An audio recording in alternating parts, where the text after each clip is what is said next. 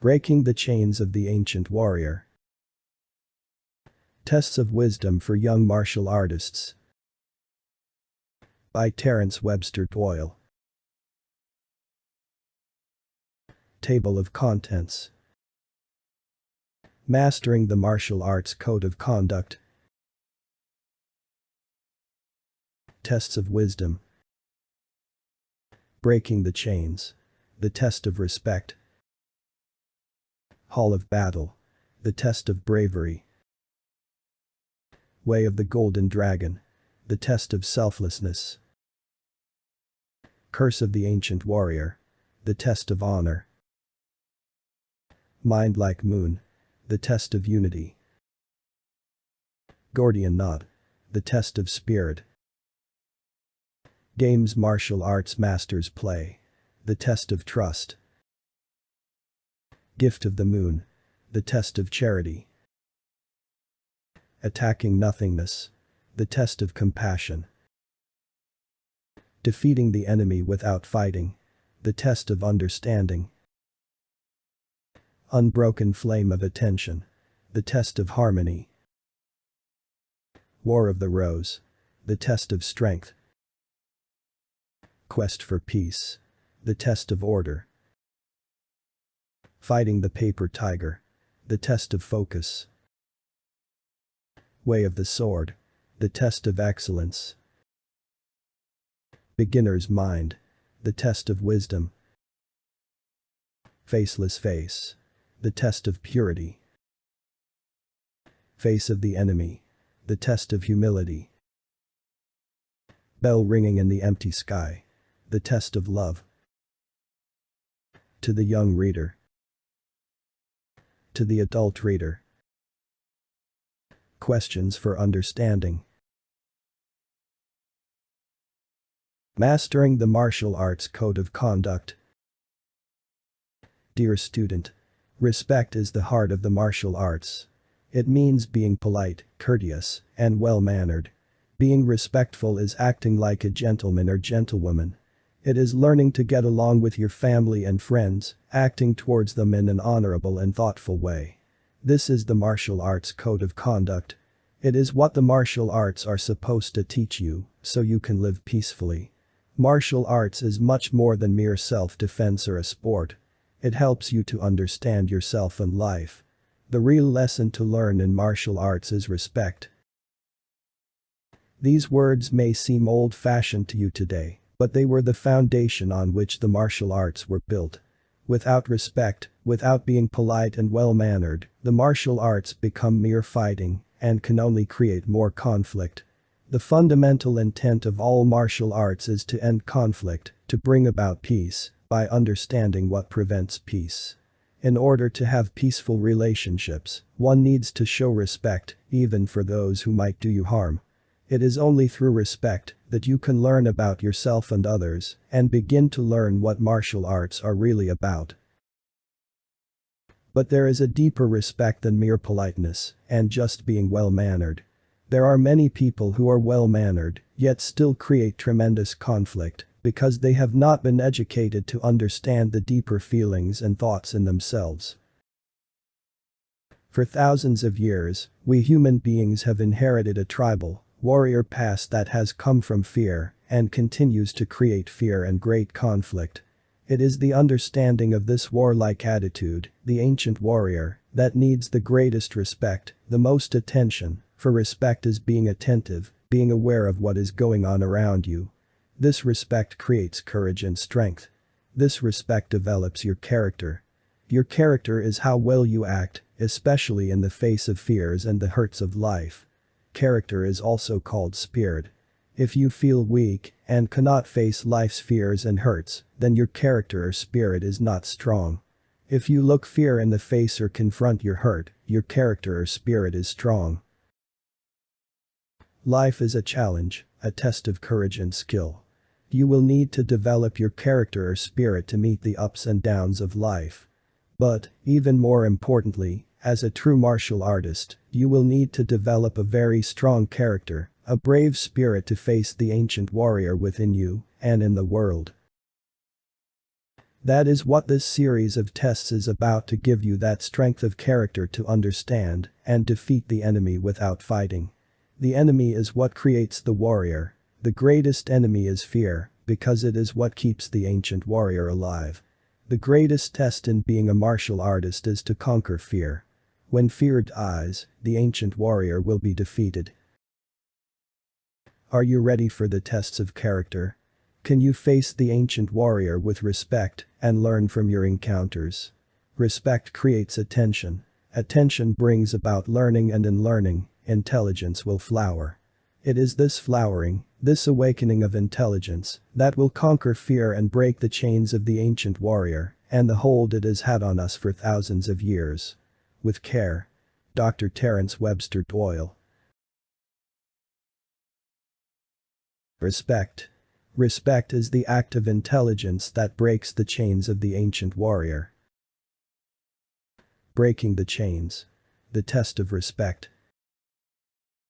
Let me tell you the story of the shadow, the teacher said, stroking his white beard. The students sat upright in the old practice hall. The creaking of the trees in the night wind with the crackling of the fire somehow made the room both eerie and cozy. Shadows of the students played on the wall, enlivened by the fire in the large stone fireplace. A screech owl cried, sending shivers down the back of each student. The teacher leaned forward, his bright eyes ablaze, a neatly frayed martial arts uniform cloaking his massive body. Do you understand the meaning of the shadow? The students leaned forward in anticipation. Let me tell you its tale. There was a man so disturbed by his own shadow and so displeased with his own footprints, he made up his mind to get rid of them both. The method he came up with was to run away from them. So he got up and ran. But every time he put his foot down, there was another print. And his shadow kept up with him without the slightest difficulty. He thought perhaps he was not running fast enough. So he ran faster and faster, without stopping, until he finally dropped dead. He failed to realize that if he merely stepped into the shade, his shadow would vanish. And if he stopped moving and sat down, there would be no more footsteps. Students, the white-bearded teacher went on, each of us has a shadow, and we all leave footprints in time. We are inheritors from our ancestors. Human beings have been violent creatures for thousands of years, fighting each other in endless wars. We have inherited this violence from our warrior past. We are the children of the ancient warrior. We are still violent, warlike creatures who fear the dark side. Violence stalks us like our shadows, it is inseparable from us. We only pretend we have gone beyond our primitive past. But, like our shadow and our own footprints, we cannot run away from the violence which is part of who we are. Dear students, the most important intent of the martial arts is to free us from this warrior shadow, break the chains of the past, and allow us to emerge as new human beings who have understood this immense problem and gone beyond it. The flames of the fire played softly and silently on the figures in that large old room. The polished wooden floor beneath them was hard and well worn from years of practice. Our challenge as martial artists is to become new warriors, martial artists for peace, martial artists with courage and understanding, seekers of truth. Most people see the martial arts as training in violence. Unfortunately, martial arts have too often been promoted and practiced solely as a means of physical self-defense and not as a complete endeavor, incorporating the physical, mental, and spiritual. Your challenge here is to explore and uncover what this shadow is, how the ancient warrior in us can be met and understood, and to become free of these chains from the past which hold us in bondage, keep us in darkness, conflict, fear, and violence.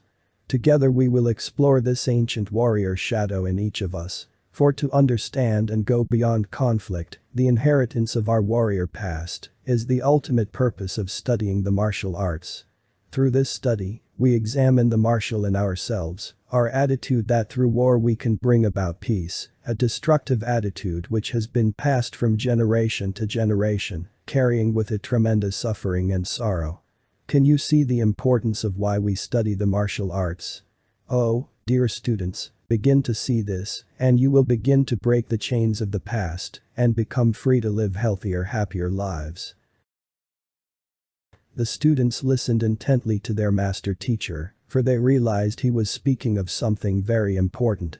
They had come to this school from all over the world, sent by their teachers and parents to study with master teachers who know and teach the real meaning of the martial arts.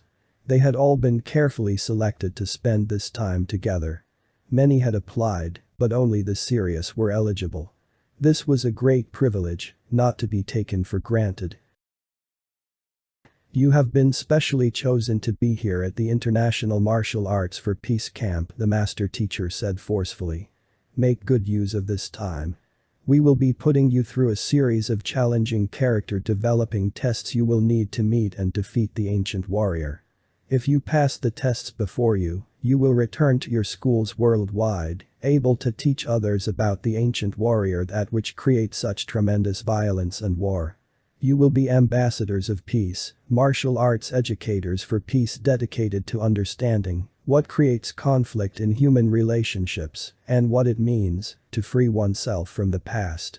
This is a serious undertaking, students. One that is very real. We are not playing games here. From this moment on, you will be constantly tested to see if you can meet the challenge. This is a trial of your strength and intelligence. It will be hard both physically and mentally. Remember, the most important weapon you have is not your fist nor your feet, but your brain, for to understand and defeat the ancient warrior, you will need to be very alert, aware, focused. The moon shone through the window, softly pouring its light across the floor. The wind ceased, and the fire grew dim. You will find out what it means to be a real martial artist who has cultivated fine qualities of character, such as honor, bravery, spirit, humility, and most of all intelligence and respect. For intelligence is the ability to understand yourself in relationship to others and the ancient warrior who reacts from fear and rage. Respect is the quality of mind which cares for oneself and others. Being respectful, one does not harshly judge the ancient warrior, but, rather, out of intelligence, one greets the ancient warrior as a teacher, someone we can learn from. Note, we do not need to fear the wrath of the ancient warrior, for the ancient warrior is us. The ancient warrior is to be respected. He is not our enemy. Our judgment creates the enemy. Fear is the enemy. The chains of this dilemma have been handed down for thousands of years, from generation to generation. You, the new generation of martial artists, will learn to break these inherited chains. Being here is an opportunity to learn what the right use of the martial arts can do to end conflict, that which prevents peace. But first, it is time to sleep to gain strength for the weeks to come, for the tests about to begin, the master Thakur concluded, looking intently at each student. Bravery. Bravery is not in fighting, but in understanding the fighter within. Hall of battle. The test of bravery. Great swords, helmets and metal battle armor dented from clashes with the enemy. Huge axes with thick handles wrapped in dark, sweat-stained leather bindings. Helmets adorned with animal horns. A heavy, spiked ball attached by a chain to a long, iron shaft which could be swung with murderous speed to mutilate the foe. Arrows with sharp-tipped heads and long bows. Chain mail to protect the body from metal weapons. Long spears to be thrown or carried when leading a charge against intruders. A hall of weapons and ancient armaments, the primitive warriors' tools of the trade, a host of primitive killing machines. The students, clothed only in their heavy, white cotton martial arts outfits, stood in awe of this array of battle gear. A tunnel had led to this musty battle hall. I wonder what you are thinking, students, one of the master teachers said, breaking the silence. I cannot understand why anyone would want to use these weapons against another, one of the senior students replied. You can see, students, we have a long and bloody history of war. Since the beginning of time, human beings have fought, killed, or were killed. This was the way of most people on the earth. But there have also been those opposed to war. There was once a temple in a distant foreign land where martial artists trained for peace. Those people were dedicated to understanding why there was violence in the world and gathered together in the remote hills beyond a small village to live, work, and train together. Your school is like that temple of so long ago. We are attempting to find out why we are so violent and warlike. This is our task. Your tests begin today. You will be challenged in many areas of understanding, both mentally and physically. Some of you may not make it through this trial. I hope most of you will. It will take a seriousness that perhaps you've never experienced before. You are young people, but you will be expected to act in a mature way. Every day from now on, you will be experiencing profound challenges which will disturb you, awakening you to the urgency of life. Most people are asleep because they have taken the path of comfort and material gain. But that path is a trap. There will be many such temptations to beguile you. You must stay alert.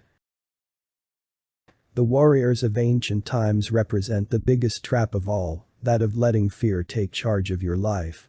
Out of fear comes the need to defend, and the need to defend creates warriors and war.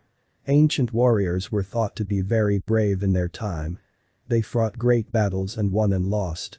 Millions upon millions of lives were devastated even though battles were won.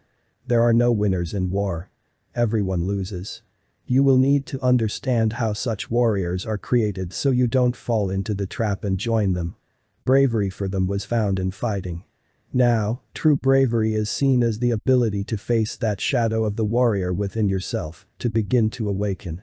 Intelligence of the darkness of the past dies away in a flame of understanding.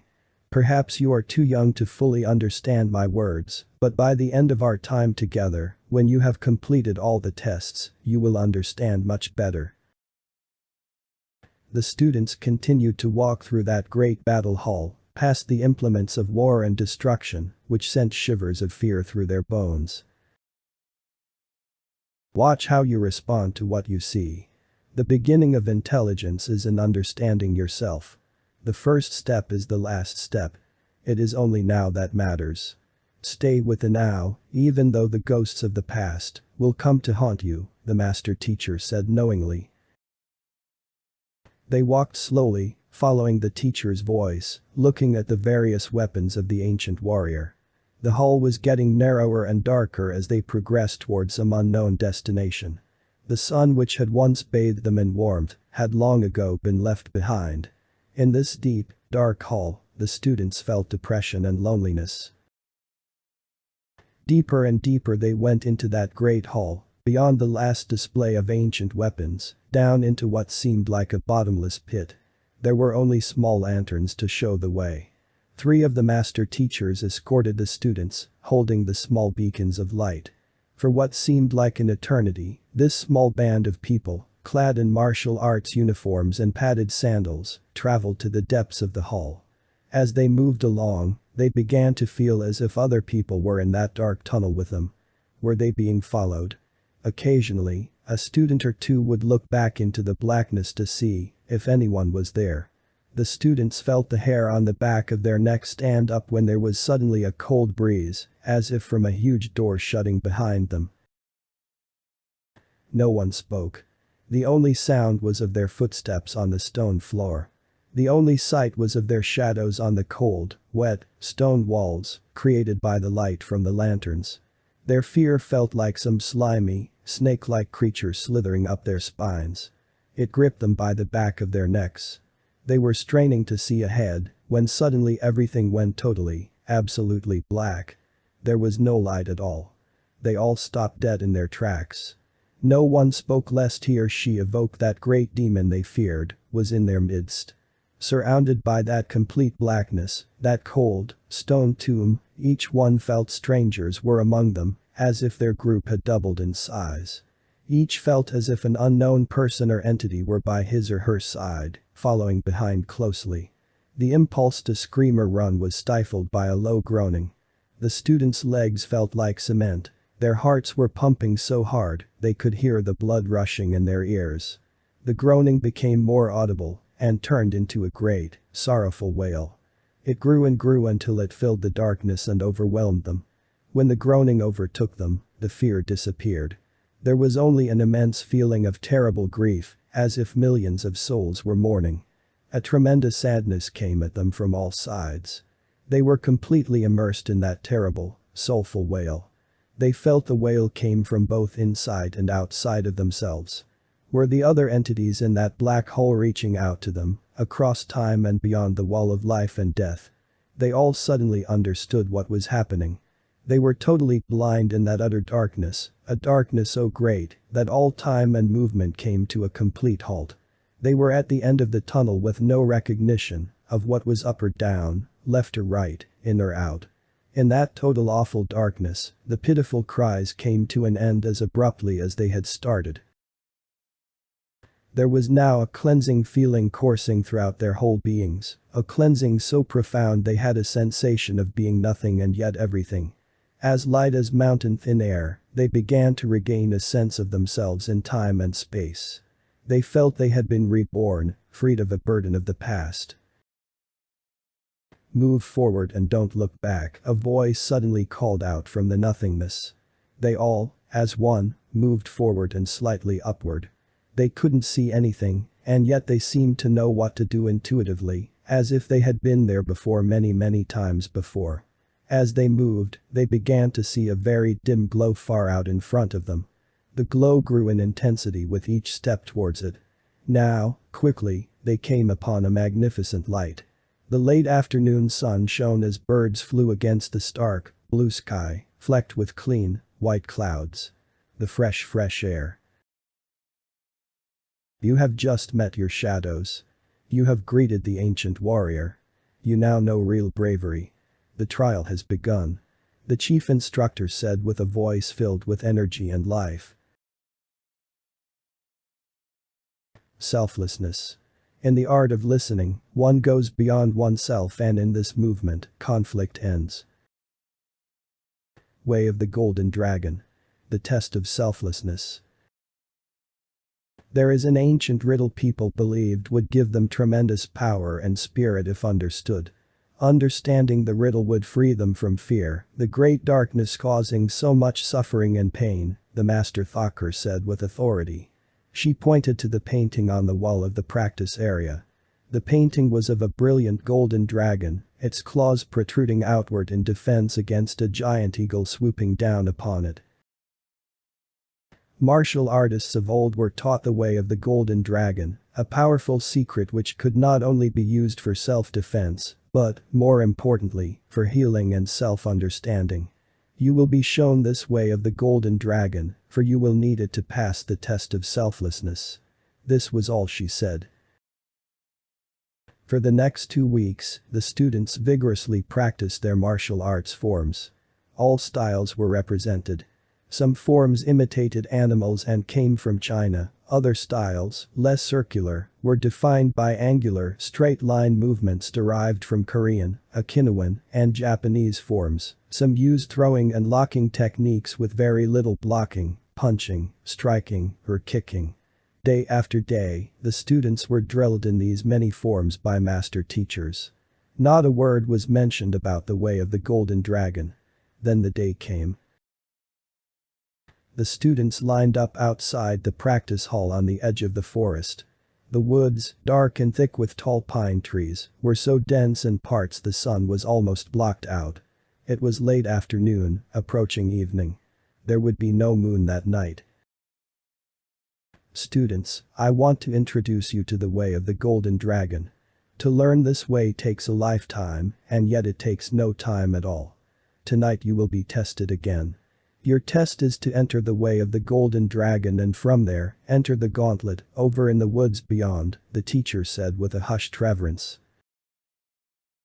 The students looked at the woods and wondered what lay beyond. They had been told not to enter the woods before this day. There had been stories about the woods and the gauntlet. It was said no one survives the gauntlet unless he or she can enter the way of the Golden Dragon. But the students had been told by others that such stories were merely spread in fun to frighten new students. Yet in the back of their minds, the students weren't really sure if the stories were merely legends or perhaps half-truths. anything might happen. Expect the unexpected, the teacher spoke sharply. If you expect the unexpected, you will be prepared for what would otherwise surprise you. But if you are not expecting the unexpected, you may be caught asleep on your feet. The students were questioned continually, challenged by the teachers to think quickly and understand clearly what at first seemed like nonsensical statements or questions. This was called mental freestyle, and it kept the students mentally and physically alert to the many dangerous pitfalls of the ancient warrior, dangers which could lead to being caught in the past, chained to the wrath produced by fear and defensiveness. Stop, look, and listen. Sit quietly and let the golden dragon come to you. Let it fill you with its power and clarity of mind. Listen and you will hear it without any sound. Learn the art of listening and you will know the golden dragon, the teacher directed. The student sat on the ground and closed their eyes. Listen to the silence, she spoke softly. Hear the wind waves in the tree tops, the birds moving from branch to branch calling their mates. Listen to just what is here and don't look back. By looking back you will be caught in the prison of time, locked in the past. Let the past come and go, in and out, just like the river flowing, ever renewing itself, reflecting what is there, but not holding on to any image. The students listened carefully, as they had been instructed to do at the start and end of each practice session. They sat quietly, with eyes opened, observing the scene around them. The sun was setting in the west over the tops of tall hills behind the forest. Darkness was approaching on the swift wings of night. The early evening stars began to shimmer like sparkling jeweled diamonds in the heavens. The student sat there for an endless moment and felt the earth move, the heat of the ground lifting upwards like invisible smoke rising to the endless sky and beyond. As the light of day surrendered itself to night, the heat subsided while the birds disappeared into nocturnal, secret hiding places. All sense of self vanished, and with it, all fear. Silently there came a new awareness of a presence before them. An enormous creature of the night lay in the woods, a predator on all fours, lurking in the dark recesses of a cave. Their primal instincts became alerted. Pupils dilated, hearts beat faster, blood rushed to arms and legs. They knew now what they had to face in the gauntlet, in the depths of that primeval forest. The predator was present, it was in them and in those woods. The wrath of the ancient warrior was ready to meet them as they entered. Night was now fully upon them as they moved forward to the edge of the forest, each student wearing a black uniform for night practice. Silhouetted figures moved among tall, dark trees under an endless black sky. The gauntlet had begun, the test of selflessness was underway. If you are captured, the test is over. Beware of what lurks within the gauntlet, were the last words they heard. They saw a large black figure dart between the trees before them. Having been trained as martial artists, they instinctively knew what to do. The students spread out, moving stealthily among the trees, being careful to place each foot gently on the ground so as not to create any noise that could give away their position. Suddenly, one of the students quickly rolled to his left to avoid a trap. The cunning device was designed to catch your foot and hold it fast by a clamp, unhurt. The students were ready for the many traps in the gauntlet. Without realizing it, they had been training for this for weeks. The forest closed in around them like a cloaked shadow enveloping each student in darkness. One could sense the trees and branches. One could smell the pine sap and earth. Above, a sprinkling of stars dimly lit the tree tops. The students moved forward. Suddenly, there was a scream, a high-pitched shriek chilling their very bones. Had someone been captured? One of the older students had moved off to the north and was coming around a tall pine tree when a large black figure came rushing forward, wielding a long thin object in the air. The student instinctively lifted her arm to fend off the oncoming strike from the shinai, a bamboo sword. The shinai caught her on the wrist with a stinging, but harmless, whack. She quickly brought her right arm and hand up and over the outstretched hands of the attacker and turned them sharply to the left while twisting her body in the same direction. The attacker dropped the shinai and rolled a few feet to the right. Jumping up instantly, the attacker charged forward in a combat position. The student moved swiftly to meet the attack, grabbing both of her opponent's hands. While pivoting full turn, she threw the attacker, who again jumped swiftly upright, grabbing the student by her uniform. In turn, clutching the attacker's uniform, the student rolled backward, placing her feet on her opponent's midsection and pushing upward. The momentum thrust the attacker over and past her by a few feet. Having let go of her grasp, the student was up in a flash to grab the attacker's collar and with arm under neck hold her opponent in a vise-like grip. When the attacker slapped his own thigh with a free hand, she let go. The attacker scrambled into the woods. The student had not been captured. Just a few dozen yards to the left of this attack, one of the students was standing completely still. There before him, in the dark, he could make out two human forms' bodies, faces, and heads covered in black, with just the slightest glint of intense eyes staring out. The student moved quickly to place one of the trees at his back. The two silent assailants moved stealthily towards him, one going to the left, the other to the right. As the two figures reached the student on either side, they attacked, only to run into each other through the emptiness left behind by the student. The two black-clad attackers looked around, blinking in surprise at the disappearance of their victim. There was only silence and the night. The assailant slowly circled the thick tree, finding no one.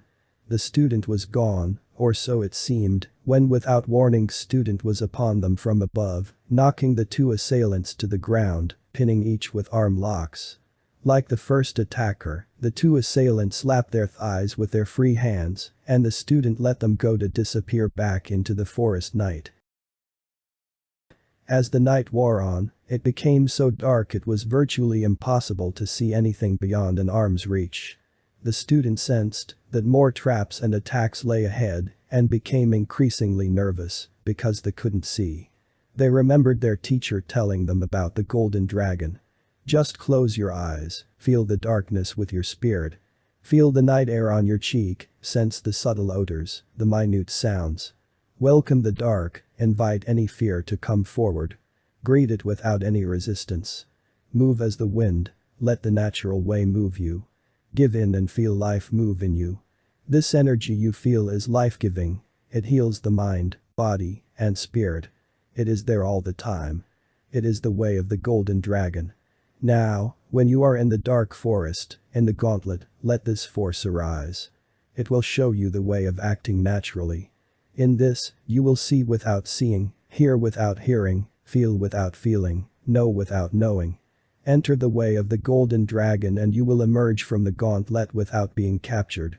You will be invisible to anyone who tries to attack or trap you. Fear, which is yourself, is what gives you away. Enter the way of the golden dragon and you will be gone. Emptiness cannot be trapped, nothingness cannot be captured. The students, as if one body, could hear their teacher. Each stood still with eyes closed and felt the wonder of the silence, the magnificent forest, the earth below, and the endless night sky above. From this silence there arose a sensation, a feeling, an awareness that was neither man-made nor imagined. The brain had come to a still point. Time had ceased, and there was nothing and everything.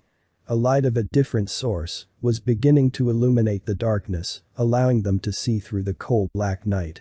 A moonless, star-speckled silent night. A soft golden lightless light guided them as they moved forward through the gauntlet without leaving a trace, not shadows nor footsteps, as if the forest swallowed up their trail.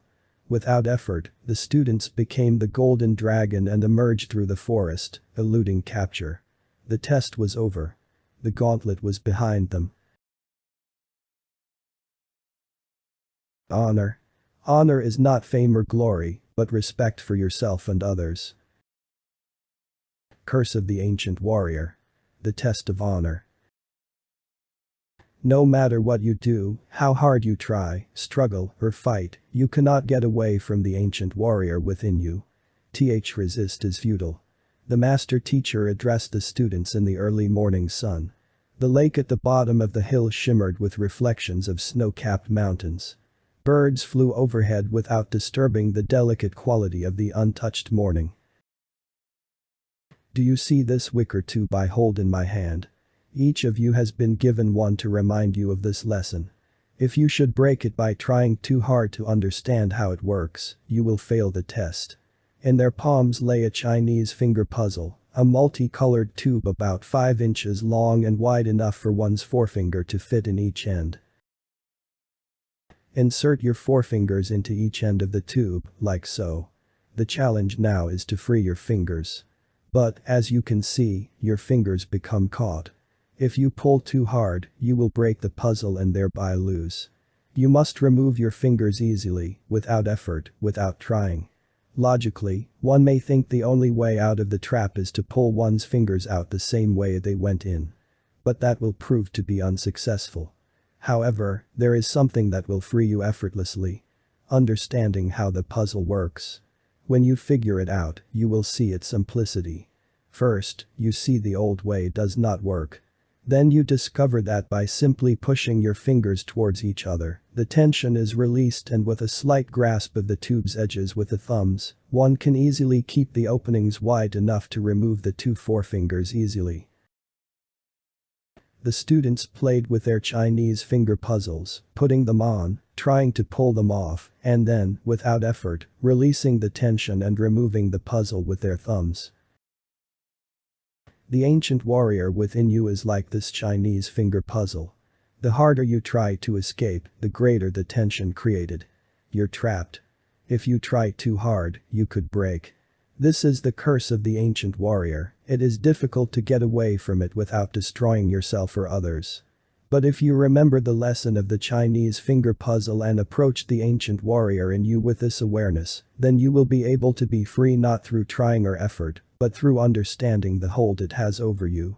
Understanding will set you free. But you cannot condemn the ancient warrior. Judgment only makes it worse. You must honor it.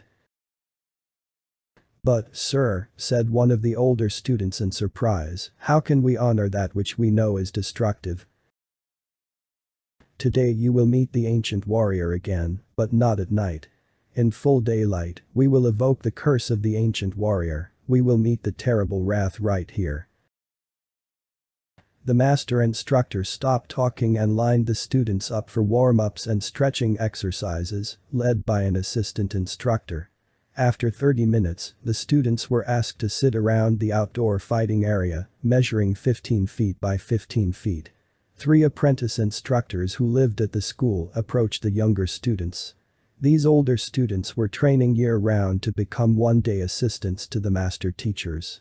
Each hoped to become a full instructor, then, possibly, a master teacher. They lived and breathed the martial arts. 2 apprentice instructors sat across from the new group of novices. The third stepped up to the edge of the fighting area. The master teacher signaled to his assistant in the middle of the floor. The assistant pointed to a younger, novice student, and then, at one of the apprentices. They both came forward. Cautiously, the younger student approached the fighting area to meet the older apprentice. There was an air of intensity and danger. The assistant motioned for them to face each other. They bowed towards one another, to the assistant, and finally, to the master teacher sitting a short distance away. Without a word being said, freestyle, a contest of skill in self-defense, was about to begin.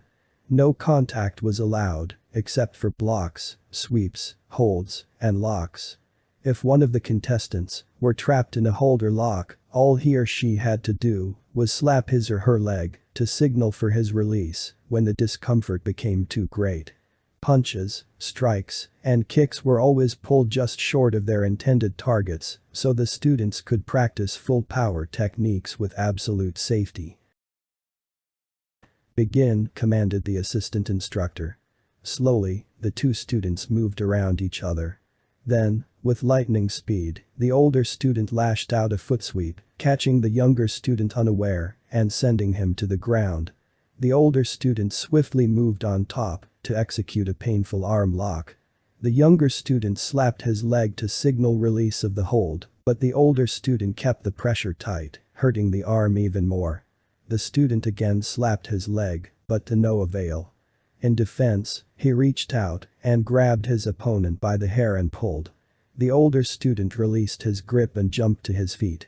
The younger student got quickly up, visibly shaken by this lack of proper conduct on the part of the older student, but before he could regain his composure, the apprentice shot out a sidekick, catching the younger in the midsection, knocking the air out of him. The older student came in with a reverse punch to the face which the younger student narrowly avoided. The older student kept up the attack relentlessly, once knocking the younger student out of the ring. Unhurt, but dazed, the younger fought back again and again, to protect himself from the onslaught of this older stronger student. The assistant instructor did nothing to stop the fight, neither did the master teacher. When the fight had first begun, the younger student was nervous, but still in control. Now, he felt himself losing control. A slow creeping, dark feeling made its way into his consciousness. A slow burning anger began to smolder. The rage grew like a demon in his skull until he finally lost control. Holding back tears, the younger student started screaming at the larger stronger student. His eyes blazed with fury, hurt, and fear. The apprentice came at him again with a flurry of punches and kicks, sweeping the legs out from under him. The apprentice again pinned him face down, the novice struggling in vain to get free. "Stop," commanded the assistant instructor. Finally it was over, with the younger face down, unharmed, but in rage and shock. He jumped to his feet, to face his older opponent, eyes glaring with revenge. "Come here, student," the master teacher called to the enraged novice. The younger boy did as he was told and stood shaking, eyes ablaze, in front of his teacher. "Meet the ancient warrior," the older man said as he motioned to his assistant. The assistant pulled out a hand mirror and turned it toward the novice, enabling him to see his own reflection. The boy looked at the face staring out at him and saw an ancient warrior's face. The eyes looking back were warrior's eyes. For a moment, the boy stood looking at what he could not recognize as himself, but did know as something he had felt in himself, today and before. Frozen for an unending moment, he understood what his teachers were telling him. He was seeing himself through the eyes of the warrior within. The wrath of the ancient warrior. "Can you honor what you see? Can you respect the ancient warrior within?" he heard his teacher ask. He began to see a change in the face looking back at him. His face, the timeless face of all humanity, the face of fear, anger, rage. The eyes slowly softened and the ancient warrior's wrath subsided. Now, he began to see a face with thousands of years of suffering, a face lined with the sorrow of ages, a face scarred by millions of battles. As he felt that immense sorrow and tremendous suffering, he could honor himself and all humankind. He did not condemn what he was witnessing. In that moment, free of judgment, the face receded, and a new face took its place, one of youthful spirit looking innocently out to him, full of curiosity and wonder. And then, it was over, gone. The assistant put the mirror away. "Thank you for taking and passing the test of honor," the master teacher said gently. In his teacher's eyes, the boy saw great respect and honor for his new understanding of the ancient warrior within. Unity. Unity is wholeness, that which is not divided and hence, not in conflict. Mind like moon. The test of unity. The school's cat slumbered quietly in the cummer, seemingly unaware of the small, gray, field mouse scurrying across the floor. The mouse, sensing danger, stopped and sniffed the air with its tiny red nose, thin whiskers vibrating. 15 feet from the sleeping cat, the mouse sat motionless a few yards from its hole and safety. The student silently watched this life or death journey. Without any warning, from what appeared to be a dead sleep, the cat leapt forward with grace and stunning agility to capture its prey. But the mouse had a little measure of safety and scampered into its hole, just as the cat landed an inch behind it. Did you observe that trial, that test of life and death? A serious affair like our lives, except the dangers are not as obvious to us as they are to the mouse, the master teacher whispered so as not to disturb nature unfolding. That night there was a glorious full moon which shone brightly on the water's mirrored surface. Students descended the hill to the lake with their teachers. Looking towards the horizon, they could see moon rays evenly blanketing the land.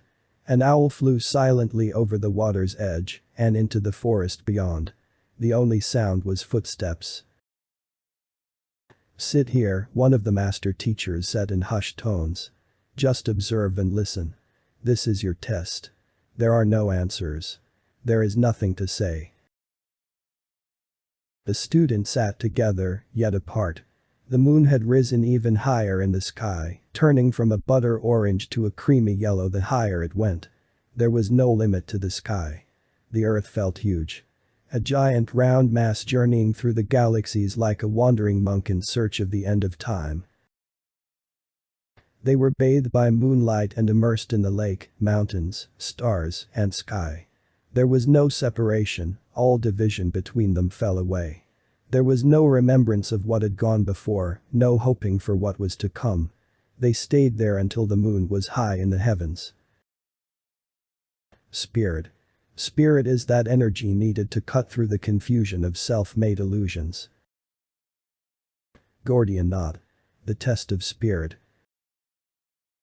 Dawn was just about to appear, filling that indiscernible moment between night and day, when birds begin their daily hunt for food. The students looked towards a long, sloping meadow.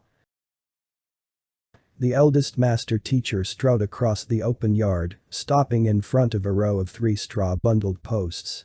He knelt down in front of one post and placed a sword on the ground in front of him. He sat quietly for a few minutes. The students watched him intently, not sure of what to expect. As the sun's first rays broke forth, heralding the new day, the master teacher leaned forward, grasped the sword handle with his right hand and the sword sheath with his left.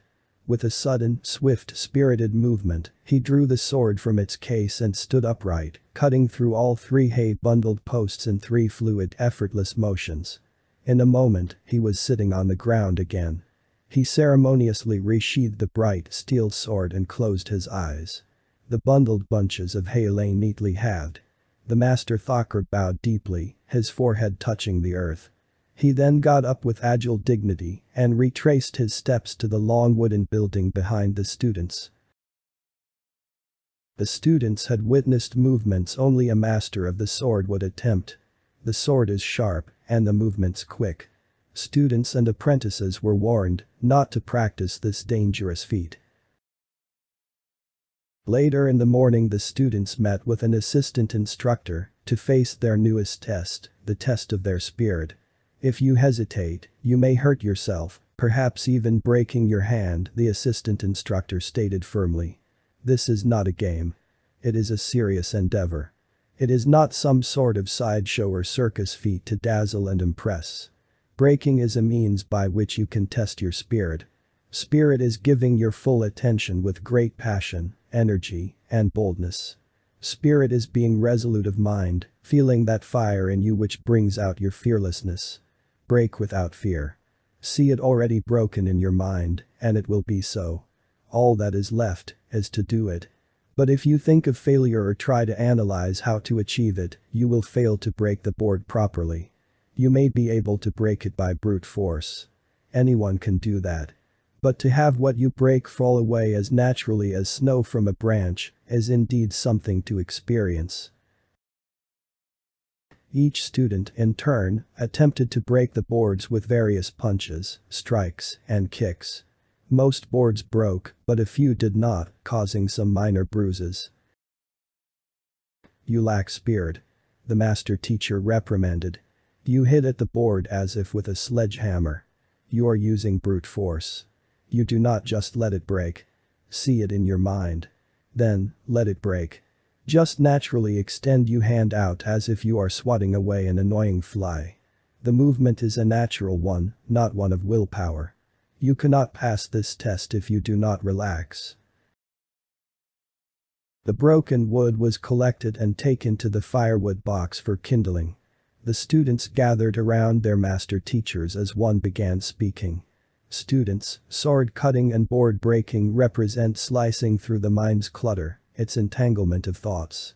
Thoughts can tie the mind up in knots, creating disorder and chaos, clouding vision and preventing clarity. A knotted mind creates turmoil in the world. A mind agitated by thoughts from the past, thoughts evoking feelings of fear or wrath, can create great harm and violence among people. Trying to analyze the confusion, the conflicting thoughts, can paralyze you. You cannot think your way out of thinking. Thinking cannot resolve the chaos thinking itself is creating. So, what can you do when thoughts and feelings of past confusion arise? What happens when the wrath of the ancient warrior floods the brain, disorienting you? The students listened to the words of their teacher, at the same time observing their minds and their many passing reactions. Listening and observing, in a heightened state of attention, the students could truly learn, not the learning that is carried over into memory as knowledge, but learning that is in the moment, learning that sees and acts simultaneously in ending inward confusion and conflict. Cut the knot. Break the chains. Focus like a razor, a white beam of light. Feel spirit rising in you. Spirit cuts through and kills confusion instantly. If confusion should raise its head again, the light of focus can end it completely.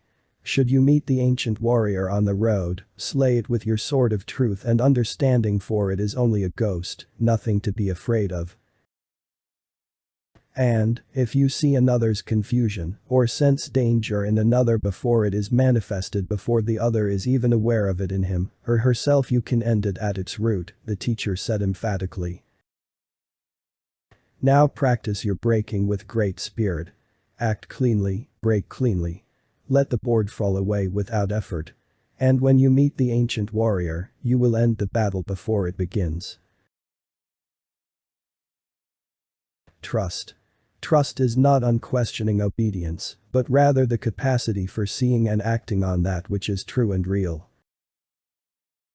Games martial arts masters play. The test of trust. The long ceremonial hall was alight with dozens of flickering candles. At the end of this long room was a large, low, black wooden altar. On the altar was a statue of a half-human half-animal creature with numerous arms in dance-like gestures. Beside it were two large bronze bowls and a vase with flowers.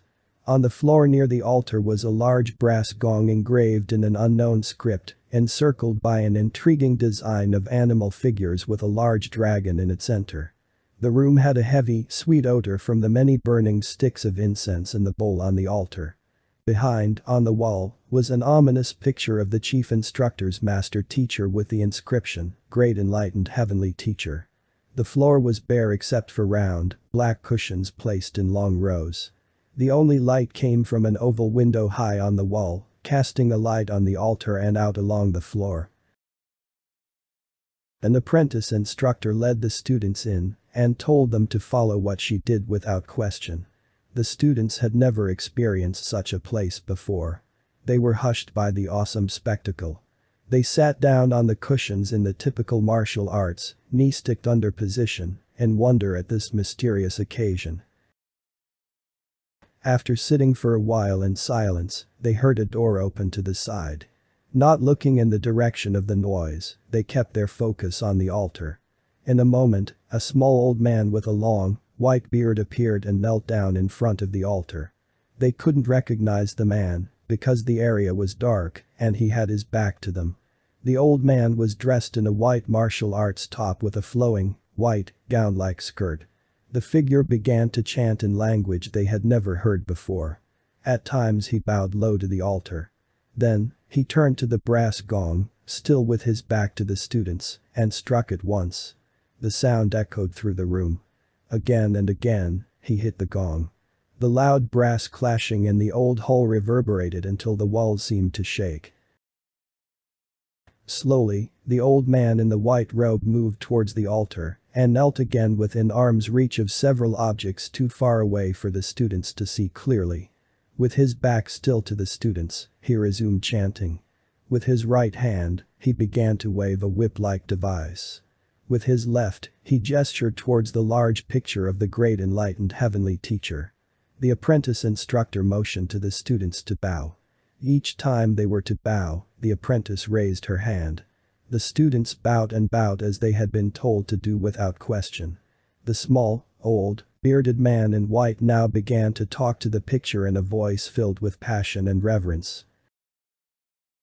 "Oh, great enlightened heavenly teacher, please hear me. I evoke your memory, your spirit. Come to us from the ages. You are our spiritual master, oh, divine one. We pay you homage and obedience. We worship you as our deity." His voice raised to an emotional pitch with each invocation.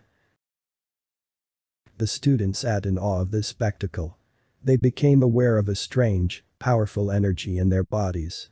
The influence of the large old hall, the candles, the strange smelling incense, the mysterious looking altar, the chanting voice methodically droning on, the clashing of the gong, and the cryptic gestures of the magical looking old man in flowing white clothes, their heads swam in it all. Their senses were overcome with so many sensations.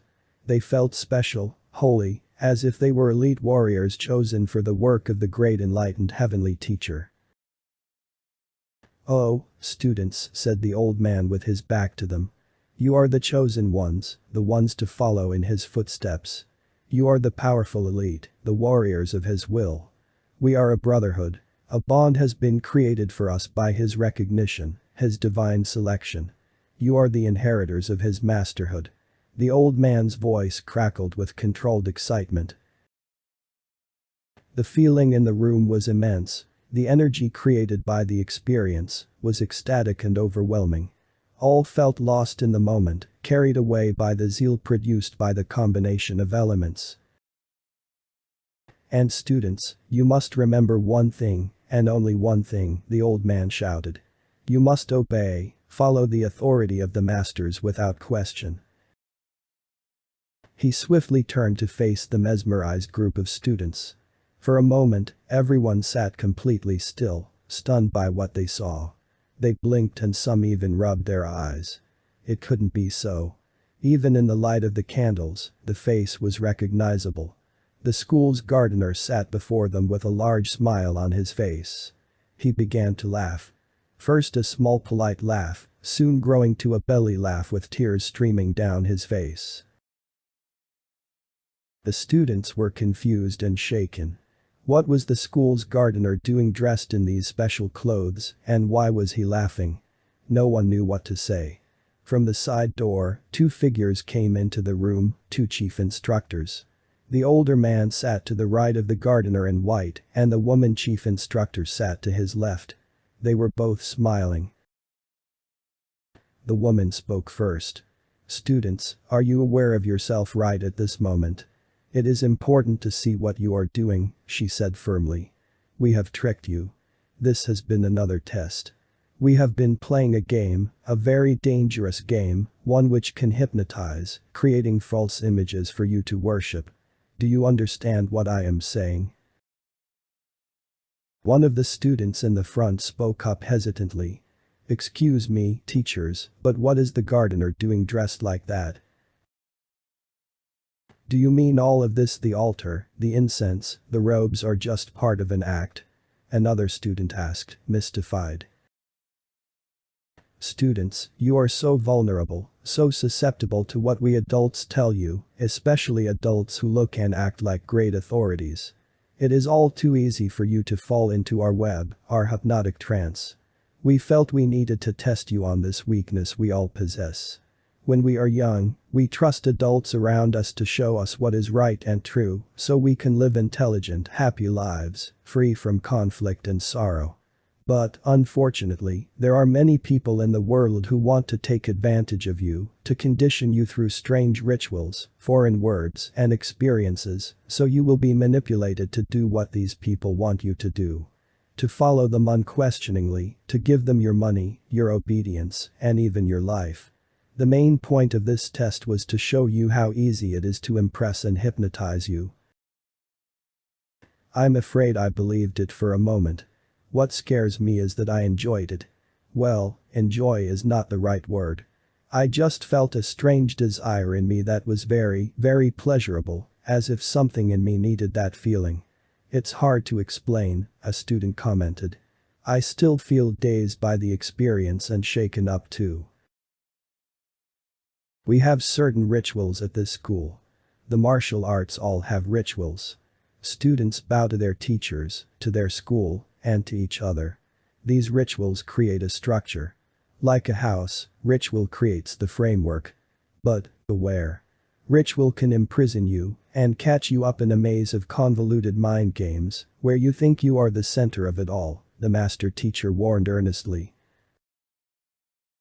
Sir, what should we be aware of? How can bowing create a prison? A student asked. Young lady, you see only the surface of things. You see bowing and you follow dutifully, like a good student. But, how far will you go before you question? Questioning breaks the influence of conditioning. Questioning exercises your brain, your intelligence. Questioning, if you don't immediately respond with what you think might be the correct answer, can lead to awareness and the observance of what is really happening. But you are our teachers, you know what is right and good for us, said one of the younger students. We trust you. We are your teachers, but we are not your authorities. There is a difference.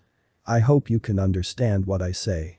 I will try to explain this as easily and simply as possible, the teacher responded affectionately. We see that young people are intelligent, but are like tiny seeds which have not yet been put into the ground. Our job is to plant the seeds and water them, to nourish them until they are strong enough to grow and survive on their own. Then they, too, will bear fruit and plant their own seeds to be nourished. This is the way of things. Birth, death, and rebirth. The natural cycle goes on. That little individual seed has in it the potential for infinite life. It contains the germ of life itself. The seemingly endless cycle of nature. That little seed is intelligence, life force, life energy, with the might to push a slight fragile blade of grass through stone. It is tremendously powerful. You are that seed, each one of us is. So, we have to be careful how we care for the seed that we are. If we think the seed does not have the ability to grow from its own power, then we may destroy it by trying to grow it in artificial ways. As martial arts teachers, we nourish the growing student. Helping a young person to understand what is right and good is a serious and important job, perhaps the most important work a human being can do. Your parents are your teachers, too, of course.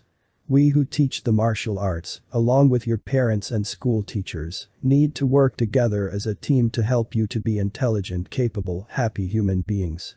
It is our job to show you the many traps in the world, the pitfalls you can fall into because the world is so full of challenges. Life is a serious but exciting adventure, and there are many tests you need to prepare for. Here at this school, we are trying to prepare you for the test of life itself, for the many trials you encounter each day. The greatest test is that of understanding and resolving conflict peacefully. This is our main intent here. We will help you understand how conflict is created so you will not become its victims. So many people fail the tests of life because they don't have the right education. People think education is learning history, mathematics, and how to read and write. But that type of learning is only one small part of education. Learning about how to get along with other people is the most vital part. I know that perhaps all of this may be too much for you to understand right now. Just remember you can live a healthy, happy life, and that the martial arts, if taught in the right way, can help you. And that is why we are all together at this school. I think I understand some of what you say, said an older student. I can see how violent the world is, and I think what you are saying is that we can understand violence because we have created it. By the way we think and act. But there is much to learn. Don't worry, you will understand all we are teaching you if you really want. It takes work. You must be willing to listen and actively participate by questioning to find out what is true and what is not. We teachers are not here to tell you what to think, what is true, or to demand that you obey us without question. We want you to question what we tell you, for in questioning, you are practicing mental freestyle as we call it. You are exercising that muscle between your ears, the teacher responded. But beware, students, there are many traps along the way. Be alert, question, listen. Don't accept what someone tells you as true without finding out for yourself. For even if your teachers know what is right and good for you, how do you know? Trust your intelligence, for intelligence will tell you what is true. Intelligence is a small seed within you. That seed needs to be nurtured to be able to grow into full bloom. The students came up to the altar invented by their teachers to look at all the stage props used to hypnotize them. The picture of the great enlightened heavenly teacher was actually a picture of the school's cook in disguise. After that day, the students were more aware of how easily they could be influenced and began to see how this could happen anywhere. They also began to see the terrible danger when people become too hypnotized or fall asleep. Charity. Love and do as you will, for in love there is intelligence. Gift of the moon. The test of charity. The moon hung above them in the clear, night sky. This moon is called the dragon grasping the pearl, the teacher said softly. The students looked up at the quarter moon. Its lower right side was brightly lit, while the rest remained hazy. Indeed, it looked like a finely translucent pearl, resting in a crescent-shaped claw. Near the moon, shone the evening star. Such a lovely sight. The rest of the sky was dotted with fainter stars millions of light years away. I want to tell you a story about a giving man, a man of charity. He passed a great test without ever knowing it was a test. The story goes like this. The teacher leaned forward with his chin resting on his hands. The students were sitting on the ground around him under the night sky. The trees looked like fingers pointing up towards the heavens. What a wonderful mystery life is under the stars. Teshu, a martial arts master, lived a very humble and simple life in a small, mountain hut near a burgeoning city. He spent the days practicing his forms and writing a book, gardening and swimming in the mountain stream pools. He had a good, untroubled life. One evening, a thief came to the hut to rob Teshu, but found there was nothing to steal. Teshu had only a few belongings. Teshu had been out on a walk, and when he returned, he caught the thief in his hut. Realizing the thief was a sad and very poor man, Teshu said to him, "You have come a long way to see me, and you should not return empty-handed. Please take my clothes as a gift." The thief was bewildered. He took the clothes, bowed, and left. Teshu sat, clothed only in his undershorts, watching the moon. Poor man, he thought to himself, I wish I could have given him this beautiful moon. Compassion. Sharing the sorrow of another because you, too, feel the pain. In that there is compassion. Attacking nothingness. The test of compassion. What is one of the greatest tests of all, teacher? A student asked one bright morning. I know of one test which meant a great deal to me. It is a story of a great teacher, a teacher of mine, just after a war had ended. This teacher had not supported the war because she was strongly against killing. She felt there must be more intelligent and humane ways to resolve conflict without using violence. In her search, she had dedicated her life to the practice of the martial arts. One day, she was walking through a small town on her way home when a large drunken man came crashing out of a house. My teacher heard cries for help from a woman and a small child huddled inside. The drunken man held a sword and was cursing and challenging anyone near him. There was a small crowd of people who had gathered upon hearing the commotion. The drunken man looked desperate and dangerous. His clothes were ripped and soiled with vomit. Cries continued to come from inside the house. People watching this spectacle were frightened. No one seemed prepared to help. The dirty man charged drunkenly at the crowd, sending people fleeing for cover. The drunk then turned to look at my teacher, who was standing quietly by the side of the road, looking attentively at the huge man. "What are you looking at?" he half shouted, half mumbled as he glared at my teacher. "Nothing," my teacher calmly responded with a friendly smile. The screams from the house were getting worse. Perhaps one or both of the people inside had been hurt. The crowd cautiously gathered again, but kept a safer distance from the menacing drunken man. He spat out drunken slurs. He made a threatening lurch forward, brandishing his long, sharp warrior's sword at my teacher. But she stood still, not moving back from the man's hostile advance. "Sounds like someone is hurt in there," my teacher said, pointing to the house. "Yeah, so what? Them is my wife and kid, and I can do with them as I please. You gonna do something about it?" The man stepped forward again, moving closer to my teacher. "Looks like you are hurt," my teacher said gently, pointing to the large gash on his arm. "No one can help me now. I'm a warrior. I have been trained to kill. I just came home from the war," the big man said with an unexpected quietness, responding to the lack of fear from my teacher. The big man stopped still, the menacing sword hanging loosely in his meaty hand. Blood was dripping down his arm onto the ground, leaving reddish-brown spots on the road.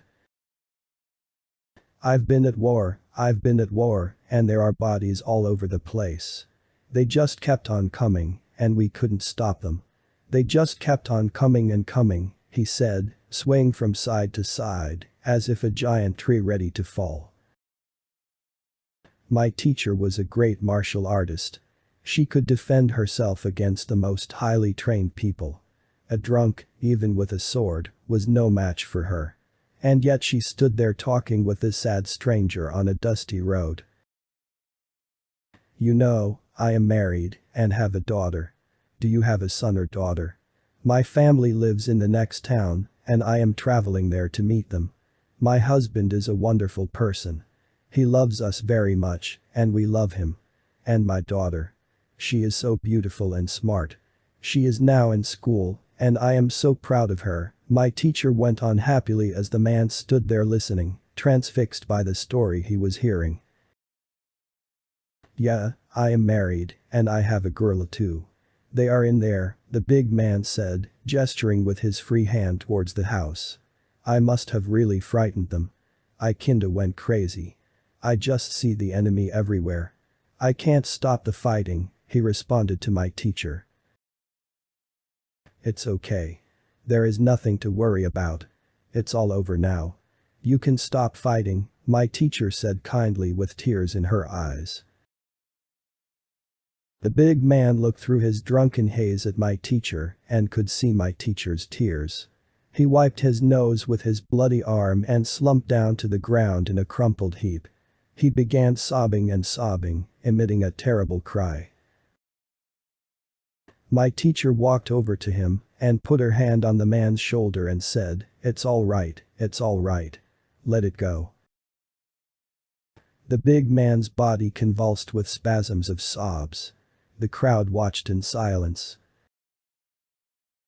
My teacher gently grasped the sword the big man was clutching. Sensing that his only weapon was being taken from him, he tried to rise and strike my teacher, but before he could get up, she had removed the sword and tossed it aside. The big man reeled drunkenly and fell into my teacher's arms, still sobbing. My teacher sat down on the ground with the man and held him in her arms, rocking the drunk while he cried. After a period, he became quiet. Gently laying him down on the ground, my teacher entered the house of this man to find his wife and young daughter cowering behind a large table. "Please, don't be afraid. I will not hurt you. Your husband is all right now. Do you understand? It was the war," my teacher said sadly. She led the shaking woman and girl out into the street to where the big man lay. "He needs your help now. You have to be strong. No matter what he has done in the past, you must forgive him and love him. Only in this way will he heal those terrible wounds. Do you understand?" my teacher asked gently, looking first into the eyes of the woman and then those of the small girl. He will not hurt you. He is defeated. The war is over for him. Now help him. The woman looked deeply into my teacher's eyes to gain strength. The woman became quiet and pulled her child close to her for reassurance. She nodded to my teacher, then knelt down next to her tragic broken husband. The young girl, following her mother, did likewise. They both reached out and put their hands on his massive back. The woman began to wipe the blood from his arm and forehead with her scarf. The man quietly cried, his huge body jerking with subsiding sobs. Weak and shaken, the woman turned to my teacher. Her eyes met my teacher's eyes and she could see love. It was this unjudgmental love that healed the broken warrior and saved his family from more sorrow and suffering. To me, this is the most wonderful test of all. The test of compassion, of love. Understanding. We are what we think we are, and understanding that, there is freedom. Defeating the enemy without fighting. The test of understanding. What does this mean, students? The teacher asked, pointing to the writing on the board. We are what we think. All that we are arises from our thoughts. With our thoughts, we make the world. You need to be challenged both physically and mentally if you are to be free of the chains of the ancient warrior, free of the inherited fear and violence creating such tremendous suffering in the world. You are challenged physically in self-defense freestyle. You are challenged mentally in mental freestyle. Your mind is your greatest weapon. In order to cut through confusion and chaos, your mind needs to be like a very sharp sword. A sword of truth and understanding. Not a physical sword which hurts and destroys. The chains of the past will weigh you down unless you act quickly and think. Be alert, awake. The teacher said with urgency in his voice. One of the students spoke up, I think this means our thoughts signify who we are, what we think is what we do. It means we have been conditioned to think certain thoughts and to act in certain ways. Like being brainwashed, another student responded energetically. We are responsible for what goes on in the world because we create action by our thoughts. Violence and terrible wars are created by how we think and act. This comes from being chained to our past, chained to the way of the ancient warrior. The chain is the conditioning we've inherited. It's like a disease everyone has, and when you come into the world as a small child, you get the disease and become sick like all the people around you. But, you don't have to get sick if you can understand what is happening, one of the senior students added. I can see you are beginning to learn the lesson well.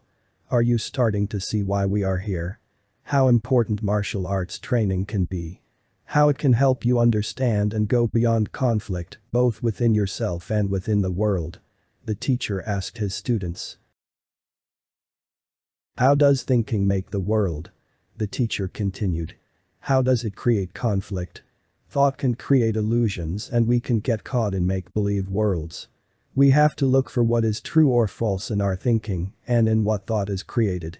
This is by far the greatest challenge for the martial artist. Understanding how thought creates conflict through the illusions it weaves. Thought creates the illusion that a certain belief is right and more important than other beliefs. This divides people, separates them, and creates conflict, an apprentice instructor spoke out.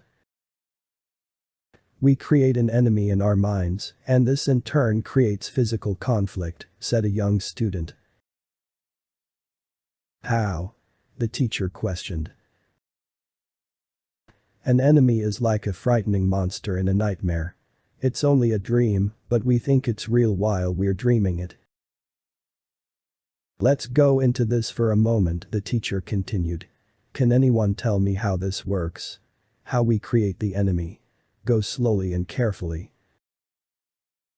Well, I can see that, if you are attacked by a large, black dog, for example, that dog becomes your enemy, a real physical threat, so you need to defend yourself.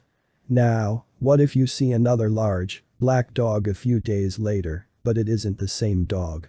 You automatically react to this dog in a self-protective way because it reminds you of the one who bit you. So, you think this dog is your enemy too, when it really isn't, the senior apprentice instructor commented. We react to certain people in a similar way. Suppose you've been told a type of person or group of people are a threat to you.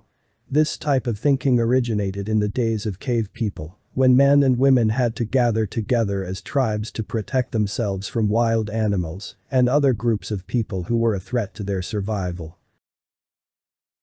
Go on, the teacher encouraged. Well, it seems to me that what we've done is to carry on that tribal way of life when it isn't even necessary anymore or to our benefit. We still think of other groups or tribes as a threat to our survival. So, a particular enemy is created in the minds of a whole people. Like the dog who bit you, you carry that memory and apply it to the next black dog you see, and your fear eventually gets passed on to your children. A fear gets passed to the next generation, and that generation passes it down to the next. We have finally inherited what you call the ancient warrior. The ancient warrior was created from the need to protect oneself and one's group or tribe from the other. The enemy, who was, at one time, an actual physical threat to my, or our, survival. But, that was a long time ago. And, yet, we are still reacting to certain groups or tribes in the same way as, if it were then. Does this make sense? The senior apprentice instructor questioned. Yes, it does. That was a clear example of how thinking from the past can get carried over to the present to continue the conflict. This has gone on for centuries. The intelligent martial artist understands how thinking functions and how destructive thinking gets carried over from the past, continuing to create conflict in the world. We need to understand we are the world and the world is us. It is all one and the same thing. We create the world by how we think and act. If we can see the truth of this simple fact, then we can be free of the destructive tribal, divisive thinking and acting which creates enemies and warriors. Dear students, please look at this for yourself. Some of you may be too young to grasp all of this, but keep at it and you will understand. Just remember to watch your thoughts, be aware of how they can bring the past into the present and create conflict. Start with simple examples in your own lives. Like when you think of something you really want but cannot have, how such a thought creates conflict. Then look at the other examples. As you keep looking, if you are serious and truly want to find out, you will begin to see how thinking has created enemies, warriors, and war. It's all in our minds, like the monsters in our nightmares. Our challenge is to wake up from the dream. This is our greatest test, the test of understanding how we create conflict by the way we think and act. Students, the test has just begun. Harmony. In harmony there is no actor acting. No me doing. Unbroken flame of attention. The test of harmony. The arrow flew swiftly through the crisp thin air and landed dead center in the target. The twang of the bow, the swift flight of the wooden, steel-tipped shaft spiraling silently towards its goal, then the dull thud of its landing. Those were the only sounds to be heard. All had happened so easily, so effortlessly. The master teacher sat down on the ground and closed his eyes, in the same position he had taken before shooting the arrow on this moonless pitch-black night. They had all seen it for themselves when they approached the target. Dead center. The arrow was embedded deeply into the target's innermost circle. They stared at it in silent awe. From where he had stood, he could not have seen the target in the dark. How can someone hit a target at this distance and enter the bullseye without seeing the target? Another teacher asked the next day. You are going to find out, for this is your next test, she continued with energy. The students were all issued bows and quivers of arrows. The early morning fog was lifting off the archery field as they took up their places next to each other in a long line, facing targets a short way off. These targets were much closer to the shooter than the targets used by the apprentice instructors and teachers. In turn, each student notched the arrow, pulled the taut bowstring, and let the arrow fly. Arrows showered down to the earth, sprinkling the long green lawn with wooden sticks. Only a few came close to the targets. Again, they all fired in order. Again, the wooden shafts, propelled through the air, landed haphazardly around the target areas. This ritual of archery went on for over an hour. A few finally hit the oversized targets. Hard as they could try, no one seemed able to hit the center of the target, as had their master teacher the night before. He had hit the bull's eye from a much greater distance than they were now shooting from, with a smaller target and at night without any moonlight. The students had been the same distance from the target that night, yet none of them could see it in the darkness of the night. Practice was over for the day. Their instructors made no comment as the students packed up their bows and arrows. The next day, after an early workout in freestyle, a swim in the lake, followed by breakfast and an hour tending the organic garden, the students assembled again at the archery field. There was an obvious and extreme change in the arrangement of targets. The oversized targets with large circles had been moved closer than their former positions and placed within 5 feet of the shooting area. "Line up, take your bows, and notch your first and only arrow for today," the teacher directed without emotion. The confused students did as they were told. They were asked to suspend questioning during this day's practice and to observe non-judgmentally. The students lined up and took their ready positions. On command, they notched their bows with the wooden arrows. In turn, each shot an arrow into the target just a few feet away. When all had finished, the teacher congratulated them. "Very good, students. You have each hit the bull's eye. That was the intention, was it not?" The students looked confused. Indeed, each had hit the bull's eye. There was no way anyone could miss at that distance. The arrow was almost touching the target as each student ready to fire. Missing the center was almost impossible. The instructor ended the lesson for the day. The following morning, the students were again taken out to the archery field. Today there was a different arrangement though, for all the large targets had been removed. "Now, students, I want each of you to hit the bull's eye today. In order to pass this test, you must do so. Do you understand?" the instructor inquired. "No, sir, I don't," one of the students responded. "There are no targets. How can we hit the bull's eye?" "Do you need glasses, students? Can't you see the targets out there?" the instructor yelled back as he strode away from them down the archery field. Reaching a spot much farther away than the first day's practice targets, he called out to them, "Do you see the targets now that I am pointing them out to you, or are you still blind?" The students were even more confused. They looked at their instructor standing between 2 trees, one on either side of the long and narrow field. He was gesturing to something they could not see. "Can you still not see it?" he repeated. "Well then, come here if you are so blind." The students walked forward in unison towards their instructor. As they drew closer, they still could not see what he was pointing to. The instructor kept shaking his head in disbelief. When they came within a few yards of the instructor, they could finally make out a thin string tied between the 2 trees. On closer inspection, they saw sewing needles suspended from the thread in a single row. "Now, this is your target and the test is to hit the bull's eye to thread the eye of the needle with your arrows," the teacher said in all seriousness. The students looked even more dumbfounded at this impossible command. How could an arrow fit through the eye of an ordinary sewing needle?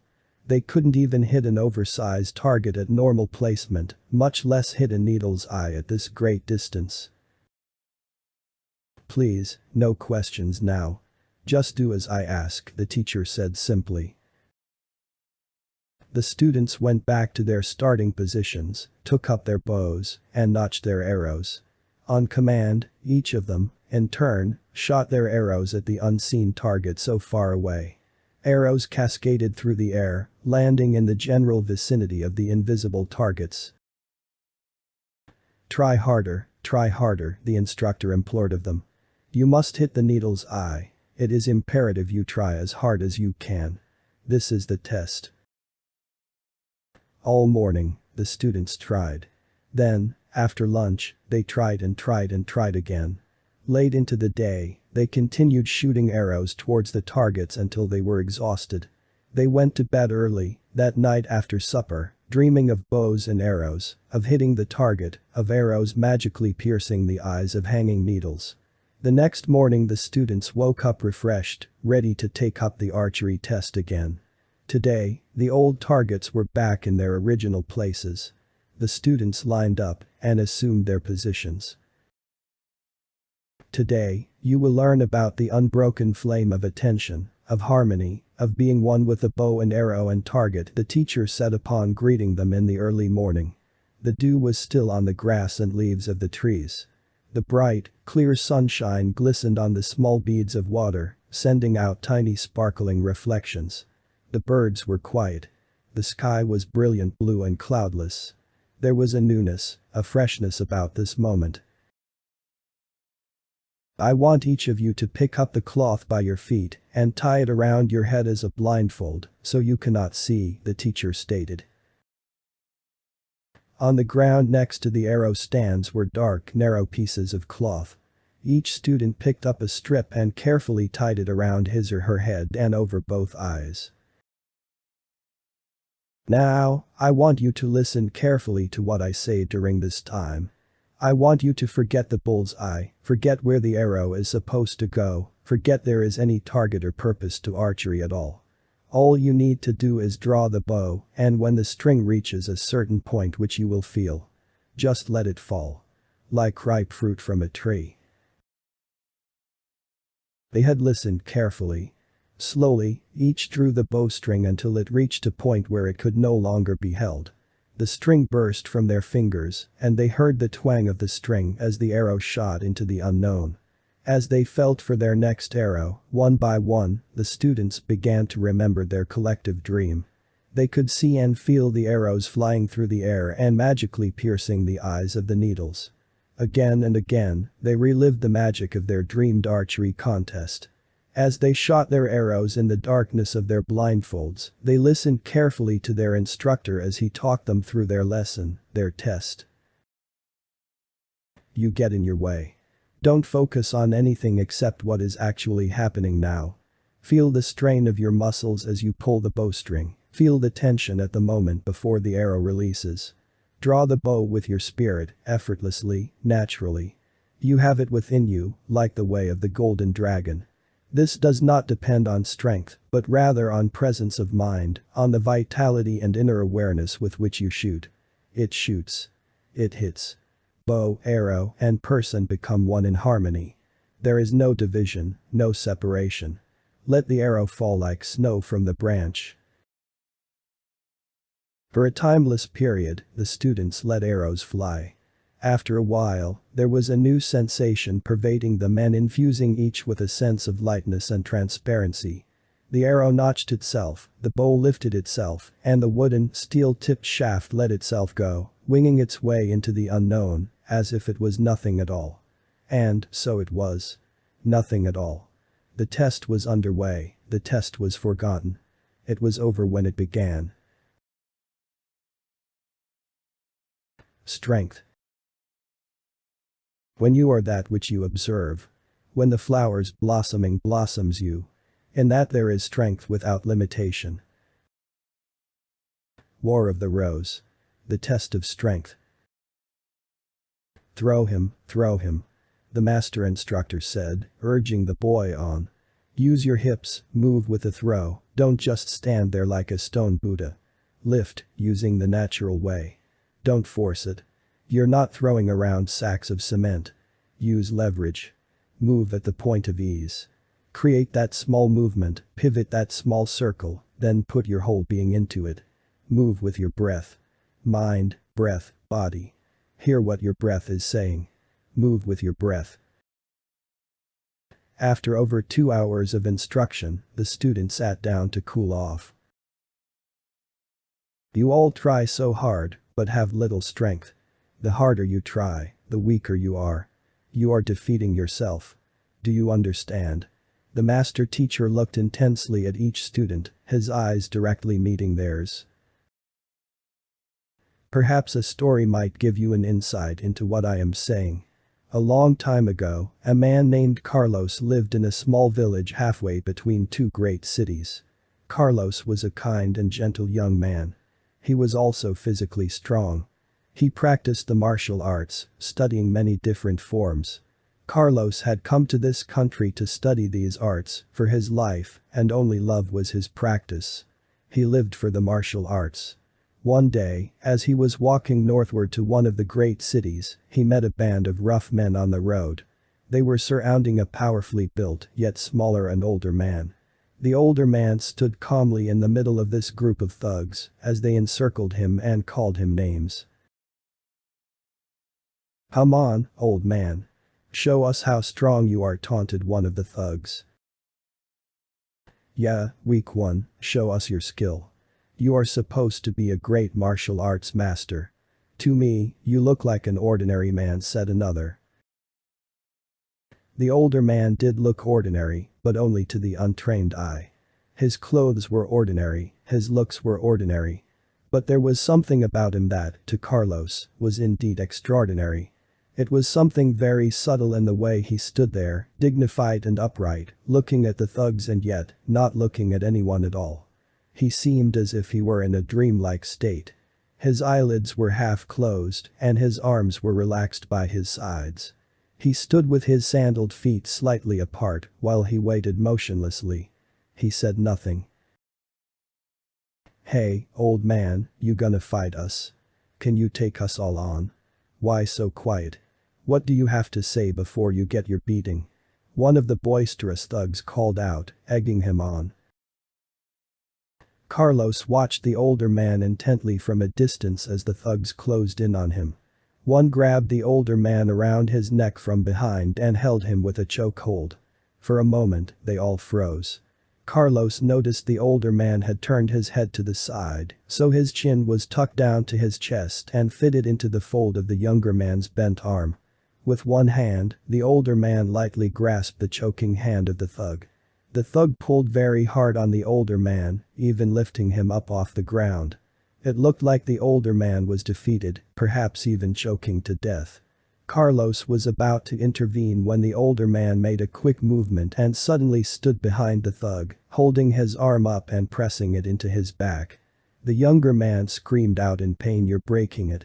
Let go. Ow, you're breaking my arm." At that moment, another thug leapt towards the older man. Using the captured thug as a shield, the older man ran the two younger men into each other with a sickening thud. The charging thug fell backward with his partner on top. Stunned, the two just lay there. Then, another two thugs attacked, but the older man was ready. He ducked down under the closer one and lifted himself up at just the right point, catching the first oncoming man under his midsection, hurling him through the air to crash into the second charging thug. The two collided in mid-air and landed in a heap near the first pair of defeated men. The last two thugs yelled and charged. The older man stepped deftly to one side with the agility of a young deer and caught the two oncoming attackers by the arms. He swung them around in one direction, suddenly reversed to the other, and swept them both off their feet, leaving them to crash to the ground. Applying a joint lock on both the men's arms, he held them fast until they shouted out in pain. "Let go, you're killing me," said one in extreme agony. "I give up." He let go of the two men. After a few minutes, they were all on their feet, only slightly hurt, but stunned by what had happened. Quietly, they sulked off to nurse their pride and bruises. Carlos stood transfixed. The older man brushed himself off lightly and picked up the bundle he had lain aside at the start of the fight. He started to move down the road. Carlos, realizing this man was surely a great martial arts master, ran after him. When he came up to the older man, Carlos knelt on the ground and bowed. "Please, teacher, I want to be your student. Teach me your strength. I will do whatever you say," Carlos cried out. The old man took no notice of Carlos and kept on walking. Carlos was very stubborn, so he kept up with the older man and threw himself on the ground again, asking to be taught. Once more, the older man simply ignored Carlos. They neared the outskirts of the great city. The agile old man quickly turned a corner. As Carlos ran and turned the same corner, the older man stood waiting for him. "So you want to be taught, to be shown the secret of strength. How much will you give me to know this?" he asked curiously. Carlos stopped in his tracks, caught off guard by this sudden turn of events. "I will give you anything you want, teacher," Carlos said earnestly. "Come to my house tomorrow and I will show you my secret. But only if you can defeat me." Shocked, Carlos was about to say that defeating such a great martial artist would be impossible when the older man went off. "Where do you live?" Carlos called after the older man. "Just ask and you will find me. Until tomorrow morning." The next morning, Carlos went back to the very spot where he had left the old man and asked a group of women talking in the road where the great martial arts master lived. They pointed to a small hut on the top of the hill. Carlos walked up the steep dirt road. There he saw a small but well-kept hut. In the backyard, he could see the teacher practicing martial arts moves, slow, rhythmic movements.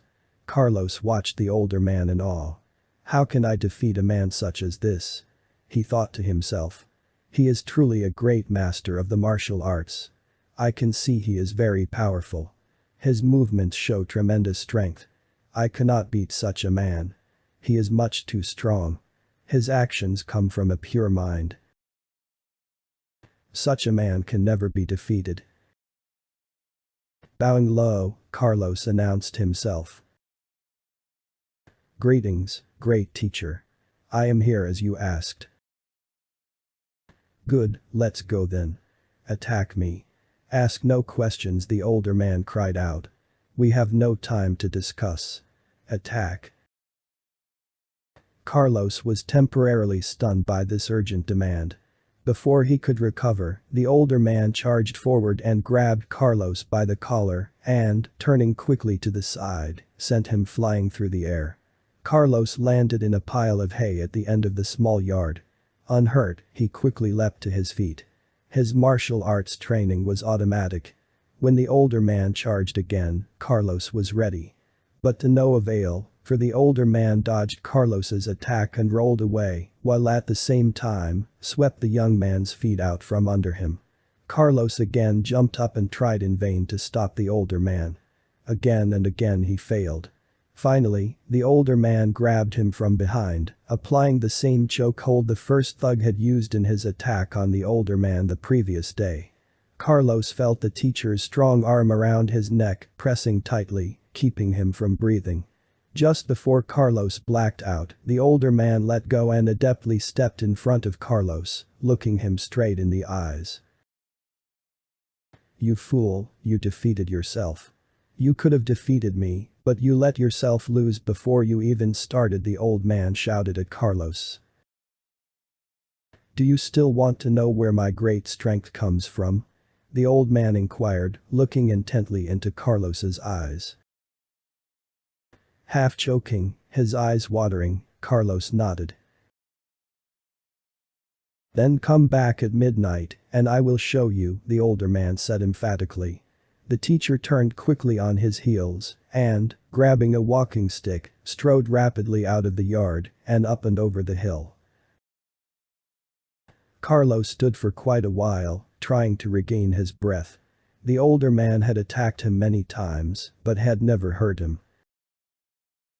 That night, exactly at midnight, Carlos approached the teacher's house.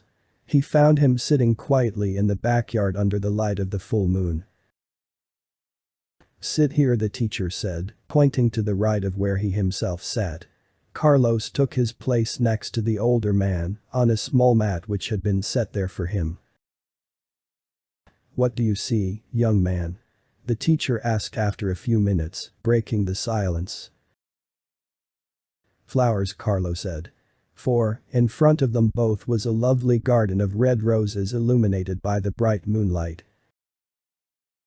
"Do you see the very large one in front, separated from the rest? We will watch this rose until morning. By then you will know the secret of my strength." The older man spoke softly in hushed tones. He said nothing else. They sat in silence. For hours the two sat there watching the lone rose in the garden. At first, Carlos was curious at what everything meant. Then after a time, he began to get restless. His legs started to ache and his back hurt from sitting for so long.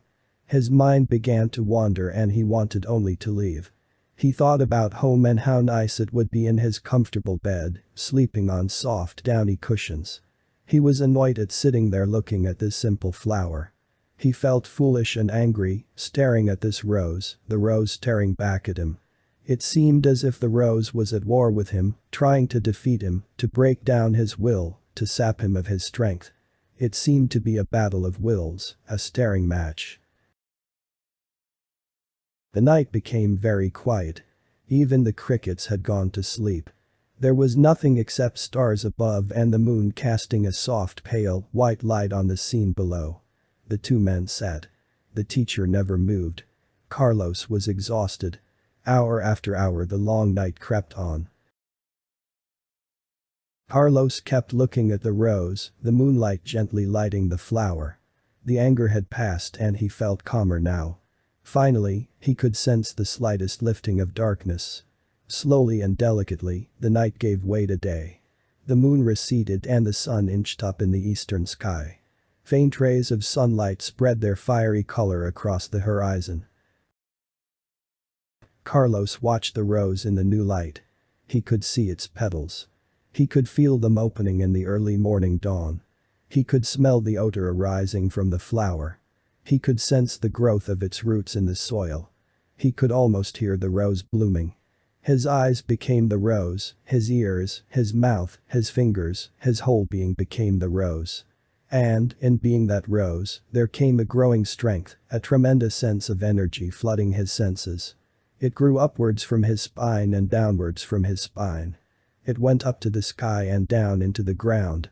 The sky and earth were the rose. An energy was growing inside him. The rose was everything, and yet it was only a lone rose in a garden of roses. The old man spoke for the first time that night, breaking the silence which had enveloped them both. "Can you defeat me now, student?" Out of that silence an insight was born. "I am defeated only by myself," he heard himself thinking. Carlos looked at the older man, his teacher, and smiled. "There is no need to, for we are that," Carlos said, pointing at the rose in the garden. Understand the story of the War of the Rose, and you will understand where great strength comes from. Be the rose, dear students. Forget thoughts of winning or losing. You will defeat yourself by comparing yourself to another. You will lose your strength by thinking another is more powerful than you, the Thakur said, bringing the group of young martial artists back into the present moment. Do you understand the story? If you say you do not. The students began their chores of tending the flower gardens, weeding between the plants, watering seedlings so they could grow and blossom. As they had done every year, year after year. Order. Can knowledge create order? Or, does knowledge create more disorder? Quest for peace. The test of order. Each student had his or her own particular chore to complete the cleaning of the practice hall in an orderly fashion. Cleaning the hall and the school as a whole was a respectable activity. To be chosen for the harder tasks was an honor, for this meant you were giving your attention to the tasks at hand. Your chores were done with care. After their chores, the students were called together by one of the master teachers. Today I am going to ask you a question no one will be able to respond to correctly, the master teacher said with twinkling eyes. The question is, what creates order? Or how do we bring about order? The students' hands went up immediately, waving to be chosen to give their answers. Order is created by putting everything in its proper place. Order is brought about by thinking right thoughts. We bring it about by having good relationships with people. We create order by understanding disorder. You learn well, students. All of your answers are quite right, but they are all wrong. No one has responded correctly to my question, the teacher said with some annoyance. I don't understand, teacher. You say we all gave you right answers, and yet did not answer the question correctly. What is the correct answer? A senior student inquired. I will ask it again, what is order? The student sat quietly this time, hesitant to answer the question.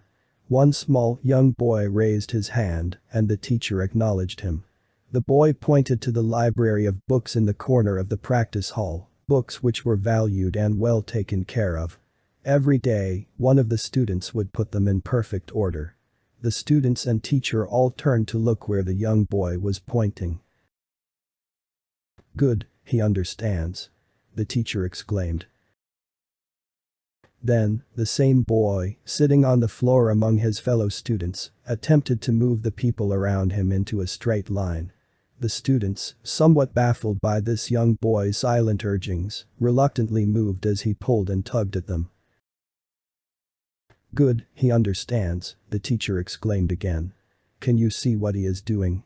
When asked, what is order? He sat silently when most hurried to give explanations of order, answers you had memorized. When asked again, what is order? You fell silent and he pointed to the order of the books in the library. He gave us an example of order. Then he started to create order by getting the rest of you to line up in a straight and orderly fashion. By this, he gave us an experience of order. Do you understand the difference? Now, I want each of you to respond to the question again, but without any words. You must answer through silence. Now, what is order? The teacher questioned once again. The students looked at each other, then got up slowly and began to mill around the room. One of the students went over to the books and arranged them with great precision. Two students went over to the entrance where the others had left their shoes and began to put them in more careful order. A few students went to the dressing areas and began to straighten up the clothes. All around the school, students were creating experiences of order. Now come back and line up quickly, in one straight line, the teacher commanded suddenly. The students stopped what they were doing and ran to line up. There was some shoving and jostling to get to the head of the line. A few stragglers tried to push into the already formed line, but the other students were reluctant to let them in. What happened to that order just now? The teacher asked sharply. You seemed to understand how to bring about order. You were fast to demonstrate that knowledge, but when asked to line up, your order fell apart. Why? We forgot, said one of the students. You forgot. That means order is just a thought regarding what you should do. Order is an ideal. But, is order only a thought or an ideal? Is order only what we have been told it is? Our brains have been conditioned to come up with answers for everything. We are very clever. But, to do order, to experience it, cannot come about through a learned answer. Answers are knowledge, something you know and have been taught. Memorized knowledge is necessary to answer correctly when someone asks you a question about mathematics or science. But, when someone asks you about order, what does the brain immediately do? It comes up with an explanation of order. But, is the explanation order itself? Is knowledge order? Let's put it another way. Can an explanation or knowledge of order bring about order? Or does knowledge in this case create disorder? Go into it slowly, for this is very important in understanding what it means to break the chains of the ancient warrior, the teacher urged. Someone tells you order is, for example, peace of mind, or having good relationships with people, or putting everything in its right place. The brain memorizes that explanation and then, because it knows or has knowledge about order, it thinks it has created order. But all the brain has done is form a concept, a thought, an explanation of order. Do you see this? It is actually quite elementary if you look at it simply, the teacher continued. So someone asks, what is order? And what happens? The brain immediately searches for the answer, the explanation from its great or small resources of knowledge. Your hands go up and you want to be the first to give the correct answer. You have been trained to do this, and under certain circumstances, it may be the correct thing to do. If I ask you, what is 2 plus 2?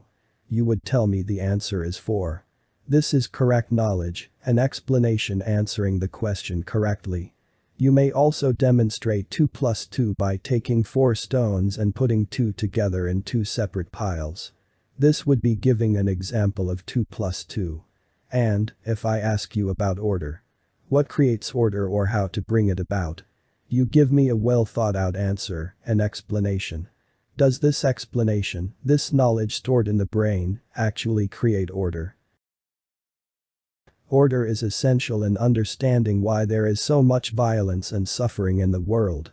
If you want to understand and be free of the chains of the ancient warrior, you must understand the differences among an explanation, an example, and an experience. The first is telling, the second is showing, and the last is doing. It is the doing of it. Not because you should create order, but because it makes sense. Order creates beauty, clarity of mind and body. It comes from seeing, from insight, and not from any command to be orderly. If you only know the explanation, the knowledge, as so many people do, then you will create disorder, more violence, and continue warring. The ancient warrior lives in knowledge carried over from the past.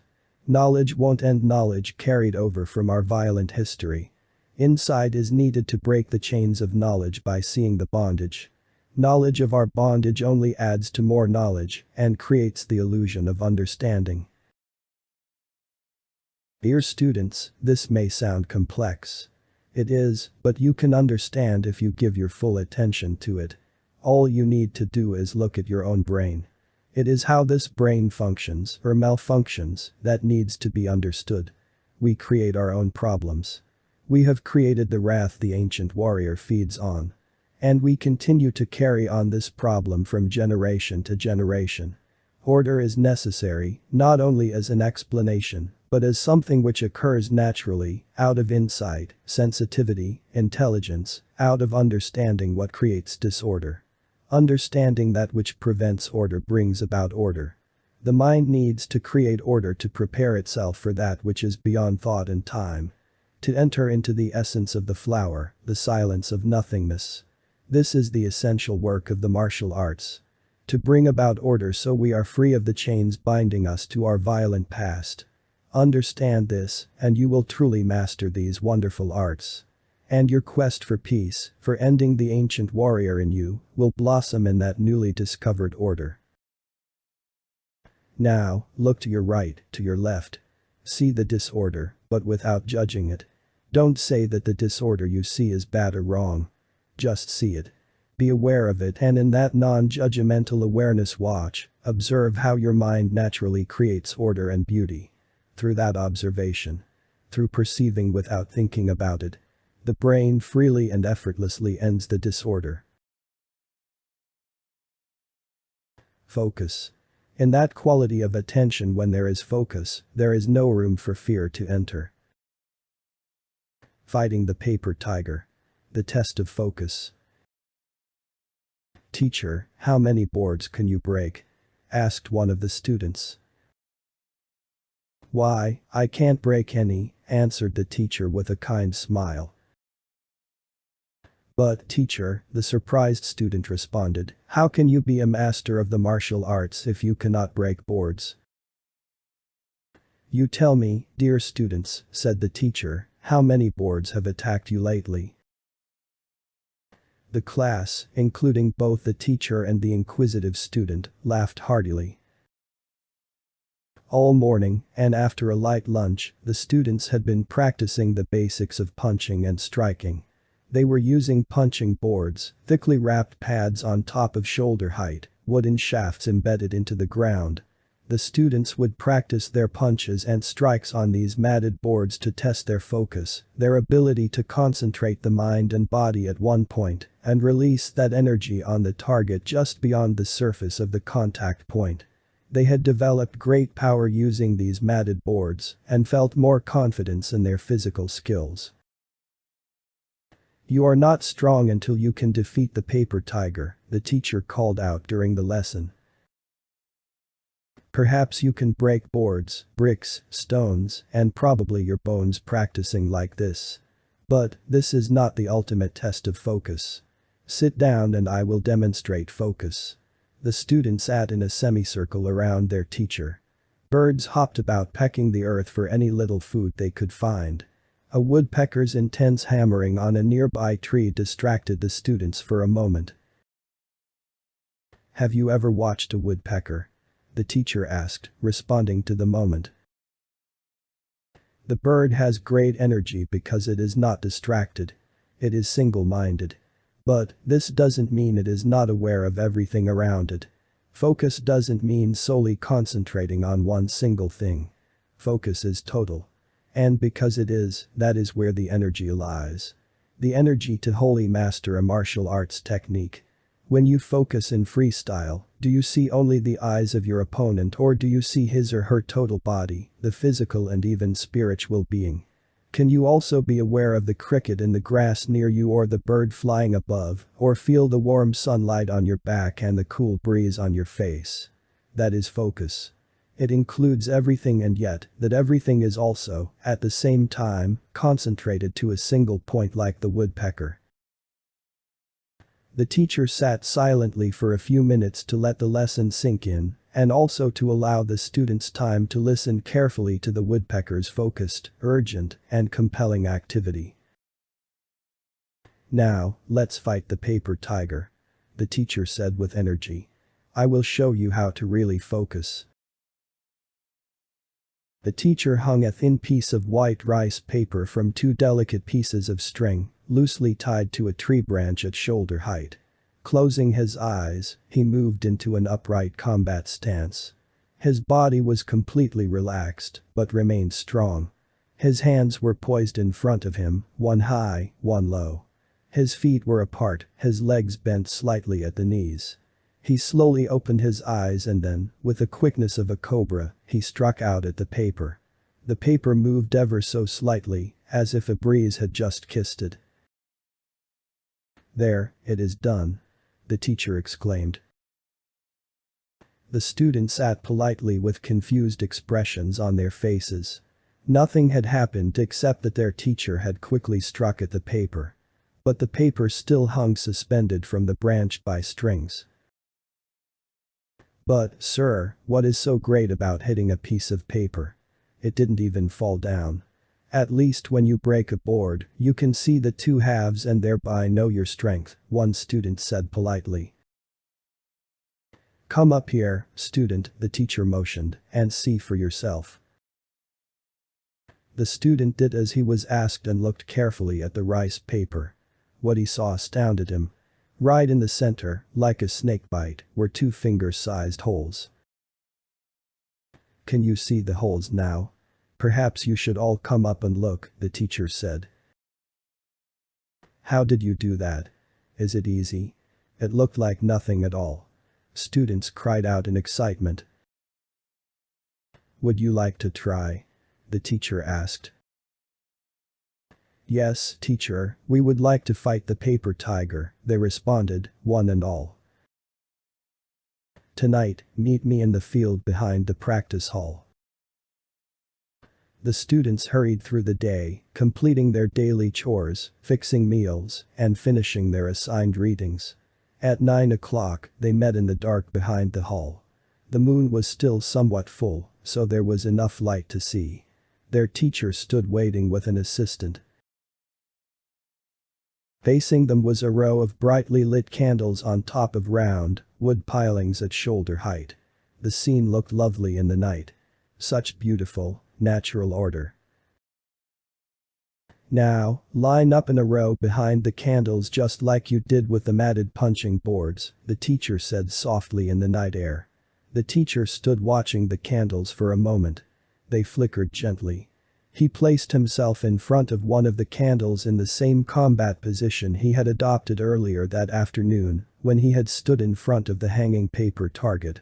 He again closed his eyes and remained quiet for a few moments. He slowly opened his eyes and, as quick as a king cobra's strike, lashed out at the candle. The light suddenly went out. He went down the whole row of lighted candles, performing the same technique. Candle after candle was extinguished with the teacher's snake-like attacks. At the end, he once again closed his eyes. On opening them, he said to the students watching him, "Now it is your turn." He motioned to his assistant to relight the candles. Each student, in turn, moved into position in front of the candles. On command, each took focus, trying to punch out the candle flame. No one could. Some even punched the candle off its wooden piling. This was the only way any of the candles went out. "You are trying to break boards," the teacher observed. "The flame is not a board. A board is hard, fixed, and unmoving. The flame dances and jumps about with life. It is fluid, alive, and soft. You cannot extinguish it by trying to break it like you would a board. You are too willful, too full of your own strength and pride. You think you are strong and can defeat this simple candle flame, perhaps even defeat the paper tiger too, just because an old man like me can do it easily. You are too proud. Am I correct?" he asked the students. They looked down at the ground, ashamed of themselves. "Just as I thought. Oh, you young people, you think you know it all. So full of yourselves. But to tell you the truth, I too was like you once. See these bashed knuckles? I too thought I was strong, but the stone I was so sure I could break was much stronger," he laughed.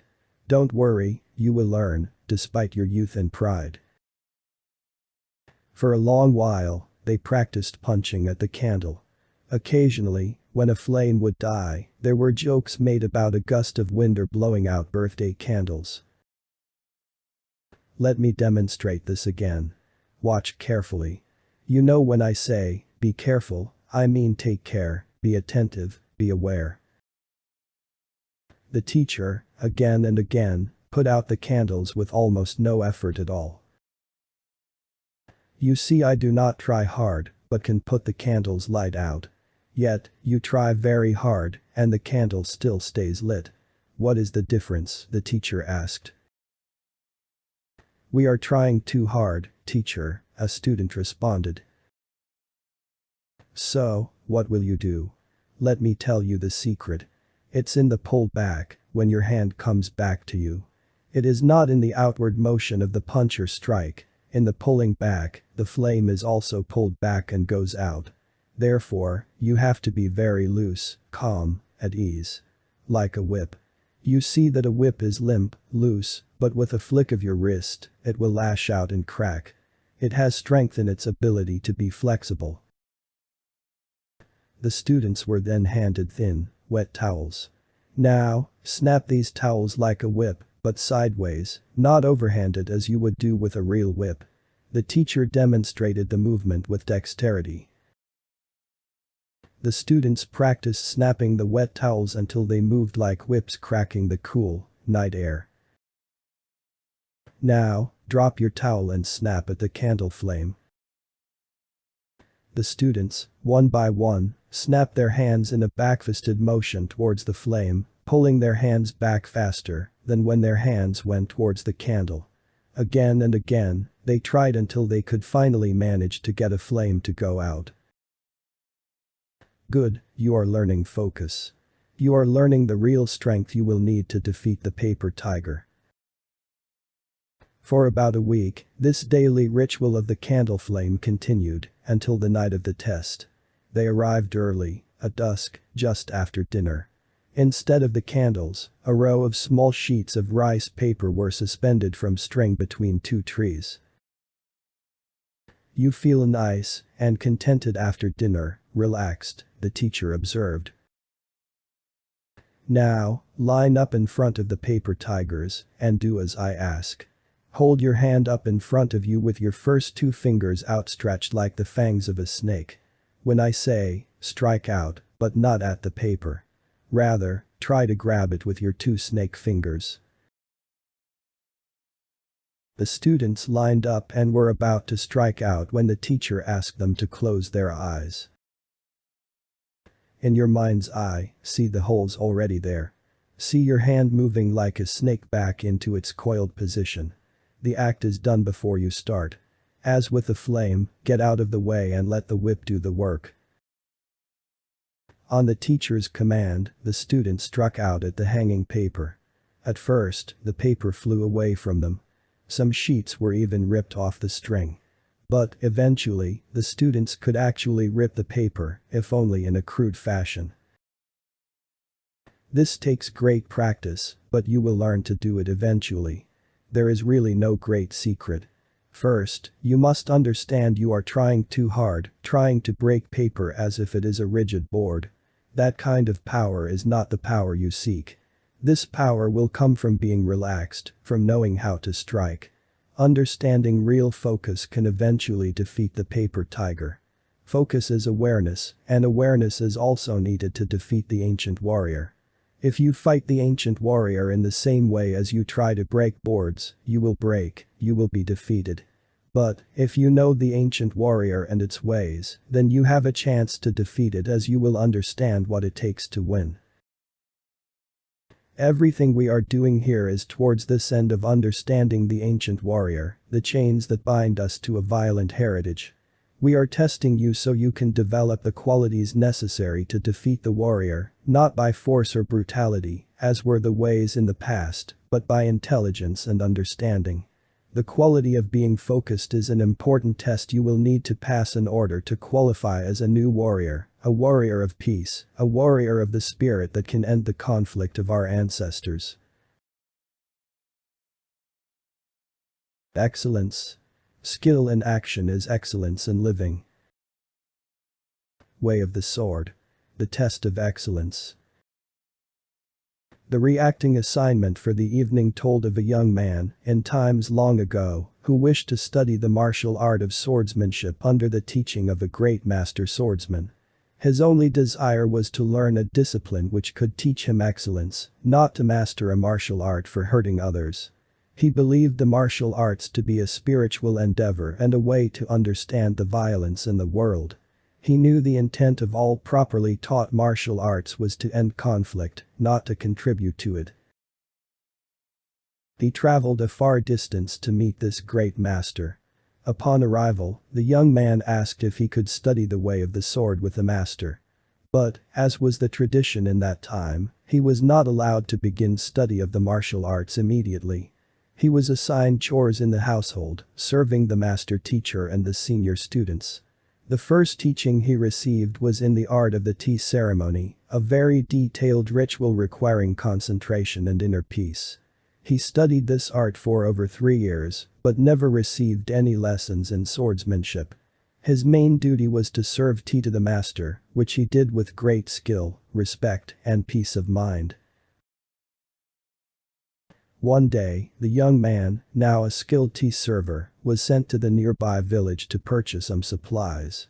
As he was walking down the crowded street, he accidentally bumped into a large older man, who, as it turned out, was a master swordsman of great skill. This swordsman had a bad temper and showed his anger easily, but was nonetheless respected for his ability with a sword. The young man immediately apologized for his clumsiness and begged for forgiveness. The master swordsman told the young tea server his apology was not accepted and demanded the tea server meet him the next day at noon to fight. The tea server ran back to the school and, filled with fear, told his master what had happened. The tea server explained the incident to his teacher, saying that he didn't want to fight, but was afraid this angry master swordsman would seek him out and kill him. The young man thought it best to meet the swordsman so as not to bring harm to the school. The master swordsman listened to his young student with much affection. "You are a good tea server, you know the ceremony very well.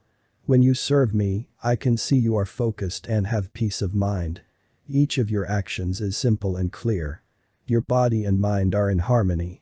Tomorrow when you meet the swordsman, think not of fighting him, think only of serving tea as you serve me. If you do this, you will be unharmed." The young tea server was unsure of his master's advice, but knew him to be very wise. And, as the young tea server felt confident in his skill of serving tea, he knew that because of this training, his mind was calm and strong. The next day, the young tea server traveled to town and met the angry master swordsman. He did not let the boldness and sheer strength of the master swordsman bother him, but rather, concentrated on the ritual he knew so well, feeling the inner peace of his perfected skill. The two men faced each other and knelt down. The young man placed the sword given to him by his side.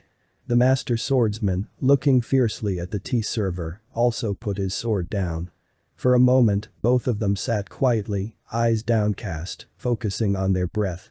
The young tea server thought of nothing but serving his master tea. Each opened their eyes and quickly drew their swords, pointing the tips towards the other's throat. A small crowd had gathered to witness this event. They were all transfixed by the two fighters, each remaining so still. The master swordsman stared at his opponent with a terrible anger. The young tea server saw only himself offering a cup of tea to his own master teacher, holding the sword perfectly still in a gesture of love and respect. For several minutes, the two men faced each other in this way. The tea servant kept his eyes focused and held his sword with remarkable poise. The master swordsman, on seeing the steadiness and peace of mind of the younger man, became confused and forgot his anger. The sword of the master began to waver. After 15 minutes, not a thing had changed, except the sword of the master teacher was shaking even more. The tea server, with his eyes still focused, held the sword tip pointing at his opponent's neck extremely still. He did not waver and was in complete control of himself. The master swordsman could no longer stand facing one so focused and calm. He placed his sword back in its sheath and bowed low to the tea server. "You are truly a great master of the sword. I am defeated by your presence.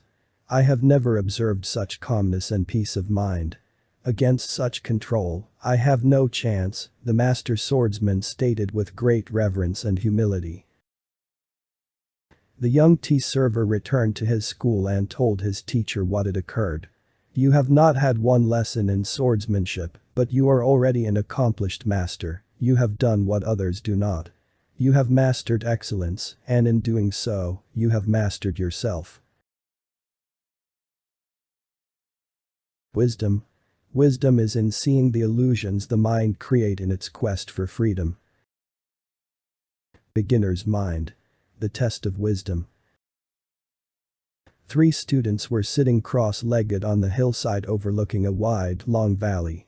The sun behind them bathed everything in the golden, late afternoon light. Lofty, lazy puffs of clouds hung suspended in a bright blue sky.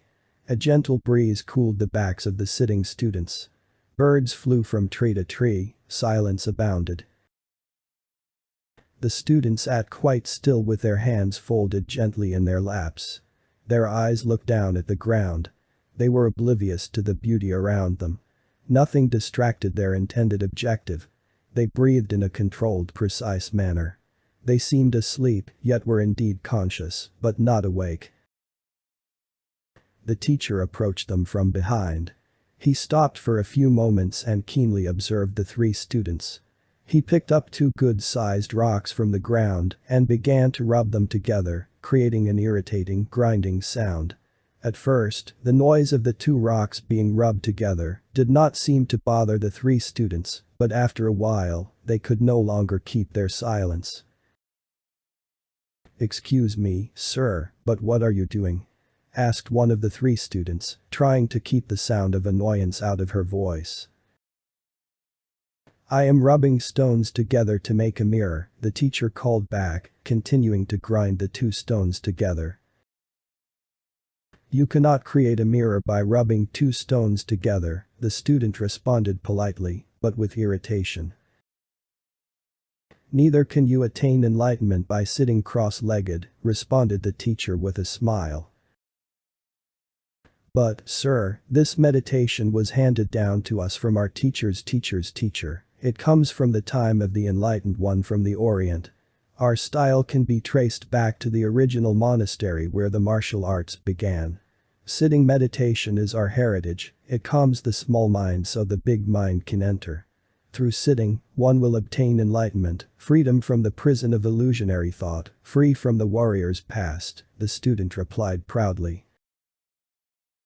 "Dear students, what is it you are trying to get free of?" "We are freeing ourselves from ourselves, our desires, our past which chains us to the present," one of the students answered. "How can you free yourself? This is like trying to lift yourself up by your own bootstraps. You are the chains, you are the past, you are the ancient warrior. Trying to get rid of the chains of the past is futile, because the you who is trying to free yourself from the past is one and the same thing. It's like trying to divide yourself up into two people. The past person who is not wanted and the present person who is trying to dismiss the past person. Like a house of mirrors, it is a trick of the mind. We are so greedy. We think we can get everything. Money, fame, position, power, and the most desired achievement of all. Enlightenment, that pure state of being, free from suffering and pain. But trying to free ourselves by some mechanical practice such as sitting only creates the illusion of freedom and brings more annoyance, pain and conflict. But, sir, this tradition has been ongoing for thousands of years. It is the way of the ancient martial arts masters, the student replied in a shocked tone. What makes you think that simply because something has been going on for thousands of years it is right? And why do you unquestioningly accept the authority of the masters of old? How do you know they were right? If you accept the authority of the past because it sounds impressive, because it is very old, then you become a blind follower and will create more suffering. Find out for yourself what is true. In finding out through questioning, you will become alert, intelligent. It is this intelligence, this questioning, which will understand the chains of the past, the warrior, and will end it. Not through sitting, but through your being alive, awake and sensitive, will you achieve this. The intelligent martial artist has respect for his or her teachers and elders, but does not blindly follow their psychological authority, no matter how old their style, no matter how far back their teacher's lineage goes. It doesn't matter if you have any heritage.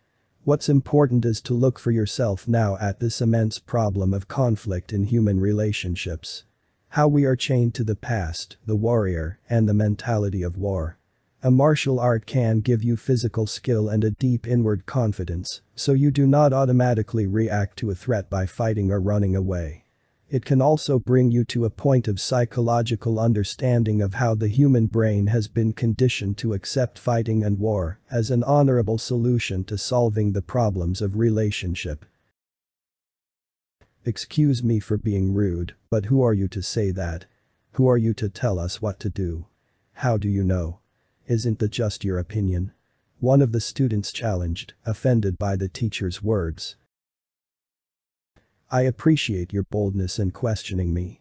This is just what we are encouraging you to do. But we are also asking you to listen and find out for yourselves if what we say is true. I am not asking you to accept what I tell you, however, I am asking you to take it into consideration, to see if there is truth in it. For if you find out what I have said to be the truth, then it is not my truth, it is a truth anyone can see. Therefore, I don't have to tell you what to do or not do. You will know. Do you understand? What you say is a shock to us because we believe in our teachers and their absolute authority. In our school, we repeat the sayings of the masters, but now I wonder about this. I've never questioned it before, no one pointed out this was something to question. I have just accepted what was considered to be true. We repeat the school slogan each day at the start of practice, but now I wonder if this is just another habit which dulls the brain and puts us to sleep, one of the students responded thoughtfully. Looking at life anew is called beginner's mind. Such a mind is pure and sees life with freshness and vitality, like a child's mind, it is innocent and curious.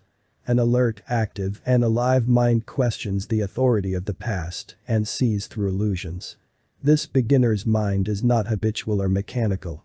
It does not fall asleep under the weight and authority of the past or of the great masters, no matter how glorious that past may sound or how important those teachers seem. But be very careful. Don't fall in love with the words beginner's mind either. If you do, then you have again fallen into the trap, because words have then taken on the power and illusion of authority. You might think, I am obtaining beginner's mind and be caught up by the same old game of trying to get to an imagined state of freedom. Watch, be alert, and question. Now, how will you know if what I am saying is true or not? Purity. One is rendered empty in the face of the eternal mystery of life. Faceless face. The test of purity. Tonight you will face death, and depending on how you respond, you will either die or become the ancient warrior forever, the teacher said gravely. The students looked puzzled. The practice hall was alive with candles, orange flames dancing on the ends of thick rounded wax columns. The trees creaked, and the eerie howling wind sent shivers down the spines of the students as they sat in the late evening's shadows. Silently, they were led into the night. The wind whipped at their uniforms, pushing them ahead into the darkness. They followed the trail down towards the lake and then back up along the hillside to the mountain beyond. 2 teachers led the way with lanterns, and 2 brought up the rear. Watch where you are going, one teacher called back. They climbed higher and higher to reach the top of the magnificent mountain overlooking the lake. They had traveled this route before, but only in daylight. With the sun upon them, they could see the total expanse of the lake to an even larger lake beyond. Surrounding both bodies of water were low hills covered with trees. The lake closest to them was dotted with small islands, some of which the students had visited by boat. It was such a breathtaking view in daylight. Their school and the land surrounding it could easily be seen from the highest point. But tonight it was very dark. The cool night air blew hard as they struggled up the rocky trail leading to the mountaintop and the ledge overlooking the lakes. It was difficult to sense time passing or anything familiar as they walked in complete darkness. The only beacons were the swaying lanterns held by their teachers. Just enough light to see where they were going, but not enough to see anything else. They felt they were leaving the comfort of the known and entering an unfamiliar land. They were also thinking nervously about what their teacher had said at the start of this journey, were they to meet death and the ancient warrior. However, they knew no real harm would come to them. Their teachers often spoke in riddles and made strange statements that the students could not decipher at first, but usually came to understand after a test such as this. The lead teacher called out, "We're almost there. Put out your lanterns." Everyone grab the person's hand behind you and form a chain. Move forward slowly and don't lose your partner's hand or you will be lost. Tentatively feeling their way up the last few yards to the top, the students inched their way forward into the unknown. They felt the hard surface of rock underneath them and, as a group, moved carefully out onto the large ledge atop the mountain. "Now let go of your partner's hand and sit down," the teacher requested in a barely audible whisper. They all sat on the ledge above the lakes in their school. Only a faint outline of the lake was seen in the night. "Now look up and meet death. But don't look back. If you do, you will be lost forever in the eternal chain of ancient warriors." The teacher spoke with sudden urgency. Each student looked upward and beheld the sky filled with millions of stars. The concern they had felt at being on the ledge in darkness vanished in that moment of awe and great wonder. It was as if they were gone and there was only the black night and crystalline stars in the limitless universe. Unknowingly, they sat there for a timeless period. The next thing they were aware of was being back at the school, sitting comfortably in front of a roaring fire. Their teacher spoke as if for the first time. You met death and died to the known, that which was you. All the petty worries and fears we live with constantly.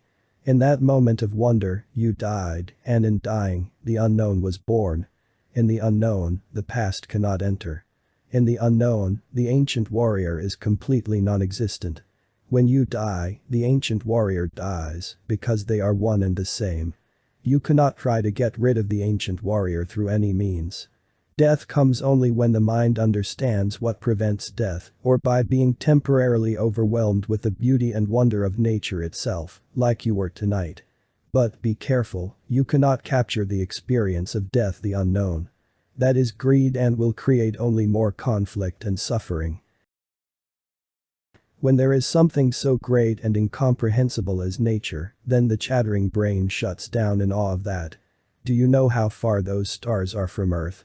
The distance is measured in light years, the time it takes light to travel in 1 year. In 1 second, light travels 186,000 miles. And in 1 year, light will travel almost 6 trillion miles. The galaxy in which we live is about 100,000 light years across. Can you imagine that distance? Our galaxy has a few hundred billion stars, including our sun. There are galaxies of stars which range in distance from 2 million light years to perhaps over 10 billion light years. This is what we are. And, who am I? The teacher continued. I am filled with the known, the past, endless self-centered thoughts making up me. Can I die to the known, the chains of the past, and live free in the now, in the glory of the endless moment? Or, is this just some romantic nonsense? Dear students, see what prevents you from entering the unknown, see what holds you in chains. Who are you? What was your face before you were born, your faceless face? Discover that and there is purity of mind, a purity untouched by the known, the past, the ancient warrior. A pure mind is one which has understood and gone beyond its limitations. Purity is the ending of time, the ending of you. The stars glimmered above the silent earth. There was nothing.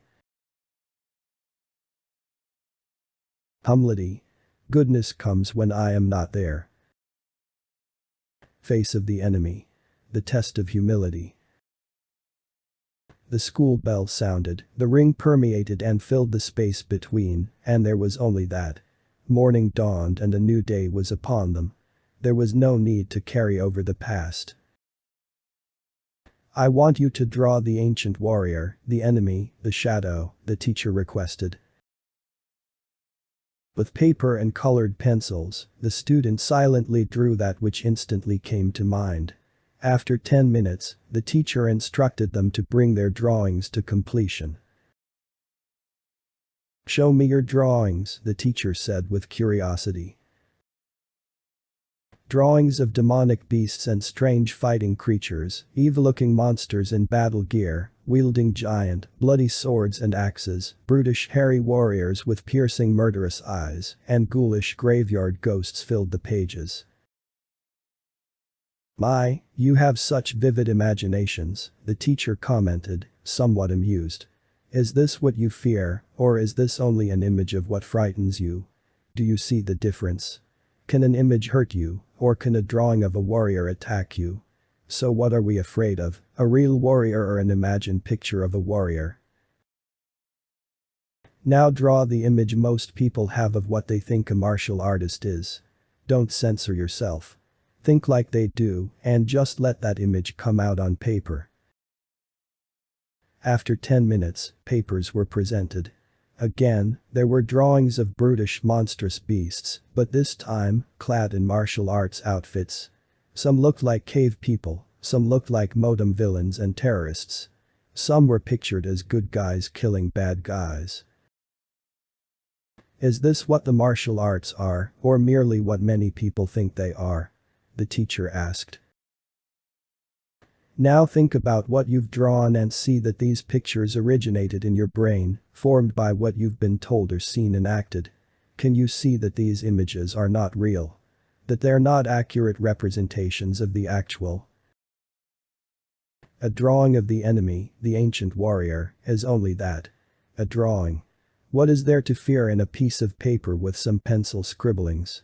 Unfortunately, the image of a martial artist as a violent beast-like warrior is the one many people have. But that is not what we practice here or what a real martial artist is. Let me approach this from another direction. Do you know what it would feel like if you really got hit with a full power punch or kick? This is not make-believe. Make-believe people get hit, kicked, and shot, but don't seem to get hurt. Physical self-defense skills are taught in the martial arts to give you the confidence not to fight. But we must realize the danger of fighting and how real the danger is. Unfortunately, we live most of the time in illusions, captured by images of what life is, or what it could be. Here at this school, self-defense skills are taught as an art, a physical representation of the primary force of nature within us. This physical art allows us to bring about a feeling of great energy and power. Not power to hurt, but, rather, power to feel in its raw form. Like thunder and lightning. We can so easily fall asleep and not feel life. The art of the martial arts wakes us up. And, in this, there is great beauty. Students, we have little time left together here at this school before you return home. You have come from around the world and will leave here as peace ambassadors. Yet there is so much more to learn. You have just begun to discover the potential of these incredible arts. Just remember the martial arts, if taught properly, can help you to understand and resolve conflict before it even becomes conflict, both individually and globally. Unfortunately, many people who train in the martial arts only acknowledge the physical aspect. They think studying physical self-defense skills alone will help them resolve conflict. This can become a brutal attitude, one which creates conflict by carrying on the eye for an eye, might is right, ancient warriors' code. This attitude must be questioned. Otherwise, the general public will turn away from the martial arts because they are tired of violence, tired of seeing people, especially children, being conditioned as trained killers and thugs. Many young people like yourselves are impressed with the physical side of the martial arts. They see demonstrations of mysterious and miraculous feats of strength and agility and want to attain that. But this is not the essence of the martial arts. Why are you so easily impressed with gymnastics tricks? These feats are not special or superhuman. Some would like you to think so, but such people are clever tricksters and magicians who wish to mystify you with their superficial skills. So many martial artists train physically, but lack real confidence and strength because they study the physical by itself and ignore the more important, mental side. The ability to defend against a physical attack is of limited value. Understanding conflict does not require physical techniques, and physical techniques cannot end conflict peacefully or intelligently. Physical defense deals with the problem after it has become one. What we are doing here is learning to understand and deal with a problem before it turns into conflict. In this way, we prevent the birth of conflict at the root or cause. Physical skills only attempt to end conflict after there is danger and threats to physical well-being. If you really want to understand what creates conflict within the human being, and, hence, within the world of human relationships, you will need to feel the urgency to create places where people come together to explore these issues, like this school. The martial arts have a unique and very important place in understanding conflict. As you well know, these arts involve more than just physical self-defense skills.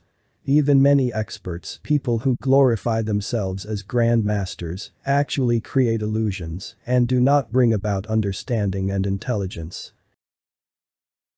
Young people, please listen to what we have to say. Question to find out if all this is true or not. Don't be fooled or mystified by the martial arts. We have used some unique ways to bring you face to face with yourself. But don't be fooled by the language. Look at the truth in the words to see if what they point to is real or false. In this way, you become your own master. At the same time, understand that no one ever masters life. And, most of all, be humble and kind. It is so easy to think of oneself as someone important. Just remember you are nothing. Oh, dear students, see the beauty of that. Love. Love is understanding, that which prevent peace. Bell ringing in the empty sky. The test of love. The axe pierced the air, barely missing the student who had fallen backwards in defense of his life. The student swung the heavy sword up from the ground at the ancient warrior, meeting metal with metal as the two clashed in a violent struggle for dominance. On his feet again, the sword-wielding student lunged at the huge, armor-laden attacker, driving him up against the thick, stone wall. The student's arms were heavy with exhaustion, but there was not a second to rest. The ancient warrior fought on with animalistic ferocity. Around these two combatants were hundreds of others, fighting to the death. Armed with every conceivable weapon and dressed in various military uniforms, the battlefield was teeming with war. The student felt a sudden surge of energy and fought with renewed strength. The ancient warrior, in horned helmet and animal skins, fought back with equal power. But the battle was turning. The student slowly beat back the advances of the ancient warrior with continuous counterattacks. Finally, the student swung his sword and hit the ancient warrior full in the chest. On impact, the ancient warrior vanished. Turning to face another oncoming foe, the student, gaining power with each moment, began to shift the tide of the war. Again and again, he defeated the ancient warrior in its many forms. Again and again, the ancient warrior charged at him with tremendous rage, but the student moved to meet each attack, vanquishing one after another with mighty blows of his gleaming, silver sword. Each contact with the enemy obliterated the warrior, sending it back into the void from which it came, until there was only the student standing on a large expanse of battlefield, alone with the grass, trees, and sky. He looked around for anyone, but all had disappeared. The day seemed peaceful and calm when, all at once, the earth cried out, trembled, and roared. The sky darkened. The momentary tranquility vanished. The earth shook violently and cracked open in great fissures. About 20 yards from him, there appeared, out of the bowels of the earth, a gigantic demon dressed entirely in an ancient warrior's fighting gear. The demonic warrior seemed 100 feet high and looked down at the student with burning eye sockets. It was covered with thick, rusting chains. Bright red flames shot out of its mouth as it spoke. "I have come to conquer you. You are my enemy, and I must destroy you," it roared in a magnificent but evil voice. The student raised his sword with outstretched arms and looked up at this towering demonic presence. He did not move, but rather, fastened his eyes on the eye sockets of the other. The beast was the great ancient warrior risen from the dead. Battle-scarred from thousands of years of combat, the ancient warrior grew to immeasurable height, filling the sky, blocking the light. The darkness grew unbearable, and the odor of fear was intense. Yet the student stood still with arms outstretched, grasping the bright, silver sword which pointed upwards at the underbelly of the tyrannical monstrosity above him. The great ancient warrior, bumping up against the sky, threw back its helmeted head and laughed, sending tremors through the earth. "How can you defeat me?" it roared with a deafening bellow. "You puny little child. I am the god of war. I am death and destruction. I have leveled entire cities and brought nations to their knees. I have been worshipped by the high and mighty. There are great monuments to me. I am the victor, the terrorist, the enemy, and hero. I am all that which is violent, evil, warlike, and you dare to stand against me." The student did not waver, but kept his sword true as the great ancient warrior looked down upon him with crazed black-holed eyes. Its body towered like a fantastic mountain range. The roar of cannons echoed through the valley as the ancient warrior raised its mighty axe overhead, chains rattling like thunder. The axe was blood-stained with millions of soulless, dead warriors. The axe reached its apex and began its thunderous way down when the student, still focusing on his shimmering, silver sword, sent forth a tremendous burst of energy from its razor-sharp tip. Like a blinding bolt of lightning, the energy pierced the ancient warrior. There followed a timeless moment where everything stood absolutely still. The student with arms outstretched, the towering ancient warrior with axe poised to strike its final blow. Then, slowly, from the deepest corners of eternity, there arose a scream like one never heard before, a scream so blood-curdling, so magnificently evil, that it enveloped the universe. Eyes, now blast furnace red, burned through the empty black sockets of the beast. It roared its dying call and fell away, crumbling and spilling downward like a molten volcanic eruption. The student witnessed the titanic death as if it were the death of evil itself. Great bolts of lightning and claps of thunder broke the air as the chains encircling the ancient warrior began to break apart, rusted metal chunks spewing outward. The sky filled with black smoke, tinged orange and red. Then, the sky opened and torrents of rain cascaded earthward, forming pools of water. The wind howled, bending trees to their breaking points. A sudden, gigantic blast of thunder set the student upright in his bed. Lightning flashed outside his rain-soaked windows. The fire in the small room had died out. The student jumped up to peer out the window of his refuge from the storm raging outside. Pressing his face to the cold glass, he watched the sky as it lit up with nature's fireworks directly overhead. Today was the students' final day at the school. Tomorrow they were all returning home to the far corners of the globe. Last night I dreamed of the ancient warrior, the student told his teachers and fellow students after they had gathered in the old wooden-floored hall that morning. "And you slayed it," one Thakur commented. "How did you know?" The student replied, surprised at the accuracy of her statement. "Because either you give in to it or slay it. There is nothing in between. I think we all have this dream eventually, perhaps in different ways, but of the same battle. The ancient warrior, as you have come to learn, is in you. You have inherited this violent legacy of war. And the only way to slay it is through love. Love is understanding how the ancient warrior was created and how it lives on in us, chaining our minds and hearts to past warrior ways. This kind of love is not personal, it's not for another person. It arises in you when you least expect it. And, you can never expect it. It can only come when you have brought order to your lives, when you live the tests you have experienced here, when you are those qualities which make up an intelligent, kind, sensitive human being. Love is that quality which can shine even in a dark world, bring light to the shadow. Like the moon, this light does not discriminate, judge, or compare. It shines on everything equally. Your mind, through your dream, was allowing the shadow to surface into the light of awareness, of love. When you face the shadow and yourself without turning away, then there is the possibility the ancient warrior will be consumed in light, awareness, and love. In love, the enemy no longer exists. In love, the shadow becomes the light. In love, you wake up from the dream, because it is only a dream. The ancient warrior in you and in the world is a living nightmare. Wake up from the dream. Break chains. You must die to the known and the inherited warrior past. Do you know the word karate means empty self, rendering oneself empty of all that which prevents peace, all that which blocks out the light of love? Please see this. This is real. We teachers may express what we see in a way that is foreign to you, but the words we choose are accurate reflections of something that has not generally been inquired into before.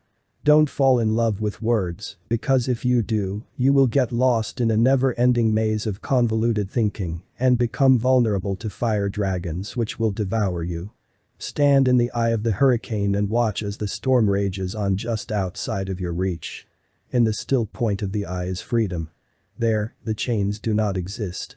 Be careful, for it's easy to fall asleep and get caught up in the storm again, in the wrath of the ancient warrior, to carry on the violent past in the present. Tomorrow, you will leave here to return home, bringing with you all you have come to understand. You are martial arts peace ambassadors whose challenge is to bring light to an ignorant and confused world. You have been trained properly, both physically and mentally. You know physical adeptness alone is not enough. You have passed the tests we set up for you here, but this is just the beginning. The real test starts when you leave and return to your lives at home. Just remember one thing. Question. In questioning, you will become alert, intelligent, aware. Start with one unanswered question and move from there. We wish you well, dear students. Perhaps you will come back again. We will be waiting for you are our children, the young people of the earth. The students sat in silence and listened. The storm had now passed and they all walked outside to greet the new day. The rain-soaked green hills glistened and the air was fresh and clean. The brightness of the clear blue sky dazzled their senses. The odor of blooming flowers filled their heads with a delicate perfume. Overhead, a hawk circled, calling out its primal cry, "Enter here, enter here." In that, there was nothing and everything. The chains of the ancient warrior were broken by the flame of attention, by facing the warriors within themselves. That night they all slept well. The dream was over. Life was beginning. To the young reader. You have finished the tests in this book. Now the real test begins. What will you do now that you've understood the ancient warrior? How will this affect your life and the lives of others around you? Or are these tests just interesting stories to be enjoyed but not lived? You are the creators of tomorrow's world. And tomorrow is soon to come. Either you will carry on as the generations before you have, or you will, because you've understood something of great importance in these tests, bring about a new society, a new and truly peaceful way of relating to others. Do you have the strength of character? Is your spirit brave? Do you have the wisdom to understand the importance of all of this? It is up to you. To the adult reader. Developing character through the martial arts. Martial arts can be a unique, educational, and fun way to develop character, or spirit, in young people. Learning patience from developing physical and mental skills is one of the values martial arts teaches. But there are many more. It seems young people don't have much opportunity to develop character-building values so necessary to help them live in today's challenging world. As parents and teachers, we must give our children skills to survive and flourish. We have given so much of our time and financial resources to developing intellectual skills. The 3 R's that we've neglected giving our children the greatest gift of all. The 4th R, relationship building skill. As I was growing up, relationship building skill, or character development, was taught as an integral part of my overall education. Values such as respect, courtesy, and kindness were a part of my everyday life, as were studying and taking care of my health. It seems that teaching young people values, character development or relationship skill has become a thing of the past for the most part. It is not that we don't want to teach them. Rather, we don't seem to have the time as we are so busy preparing young people academically. We have gotten caught up in the notion that academics or knowledge will solve all our problems. And there is also the matter of competition, that our children need more and more knowledge and need to be more and more aggressive in getting and using that knowledge. There is one other issue which, I think, has contributed to the decline in teaching values to our children. This is how we teach them.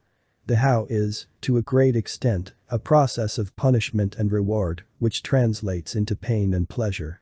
In our well-intentioned, but misguided attempt at teaching children values, we create people to whom morals, ethics, or manners have a painful, underlying negative feeling.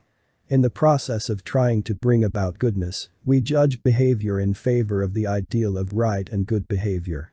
We create conflict within ourselves and our children by the very means which were to bring about freedom from conflict. Goodness is held up as an ideal, something that we should be. What we are, our actual behavior, such as anger, greed, lust, and so on, is judged as something we should not be. Simply said, we create unethical behavior by the very process that we are using to bring about ethical behavior. To be good means judging our negative qualities as bad, while conforming to a standard or ideal of goodness. To be good feels good, rewarding.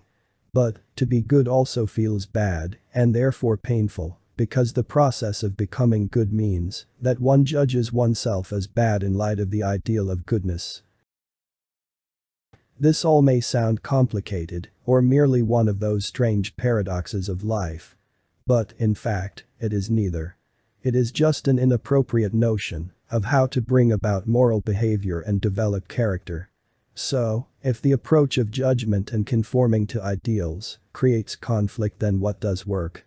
How do we create ethical behavior? How do we teach values and build character without the pain and fear of punishment or the pleasure of rewards? In my view, the seemingly contradictory practice of the martial arts might hold the key to answering these questions if taught intelligently.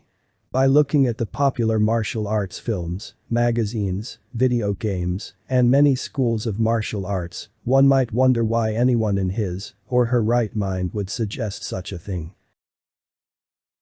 In order to demonstrate the possibility that the martial arts might have the capacity to teach young people the right character-building values, ethical behavior, we will need to put aside for the moment our preconceived notions, our prejudices about the martial arts, and look at the martial arts anew.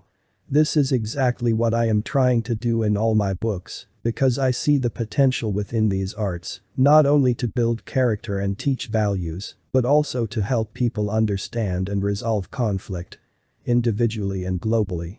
This may sound grandiose, but it is a statement based on decades of inquiring into this premise. It would take quite a few pages to demonstrate how this can come about. I have done so in all my books.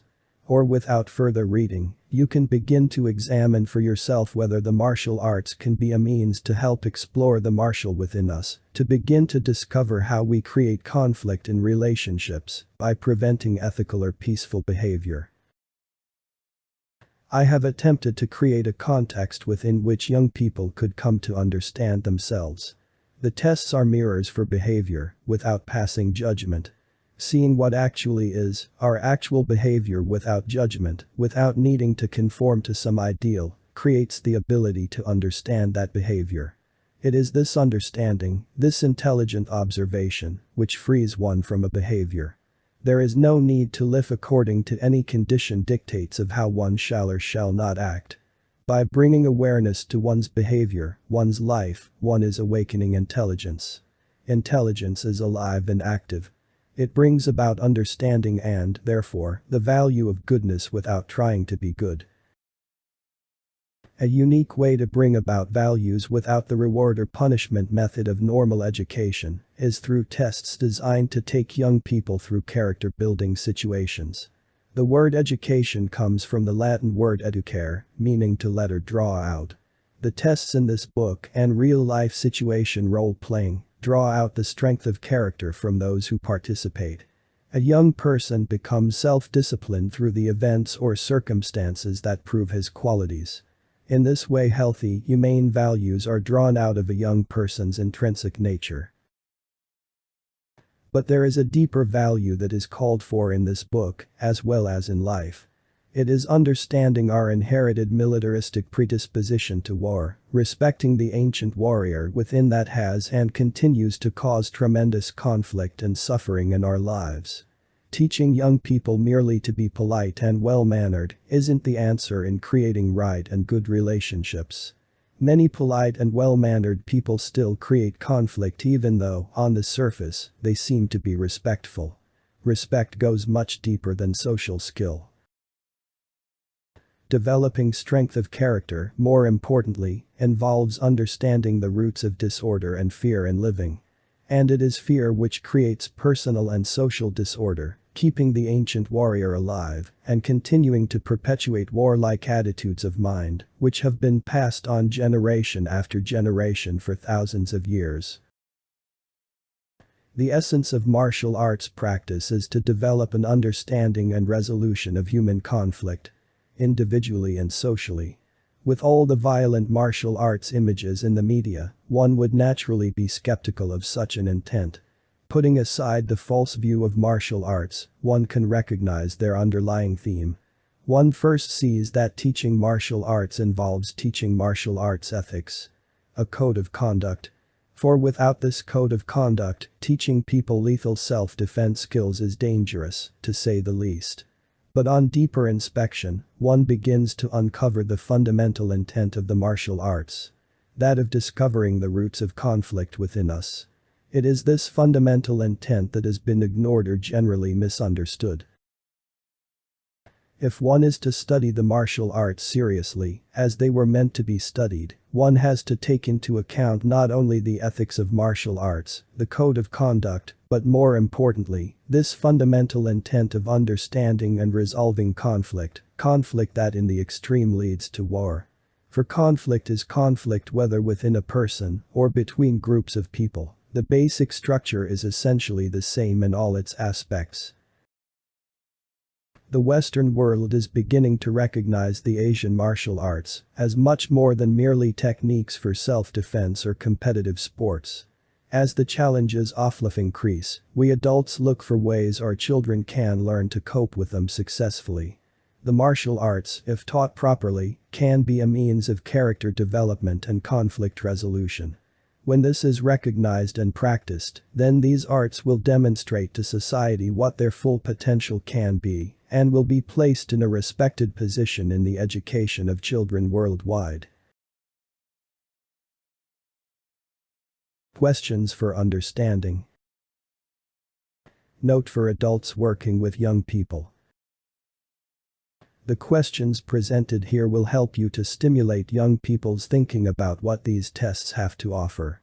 In understanding destructive conflict, both individually and socially. Reading the stories together with young people and then using these questions can assist you in creating the right image and intent of the martial arts. There are no right or wrong answers.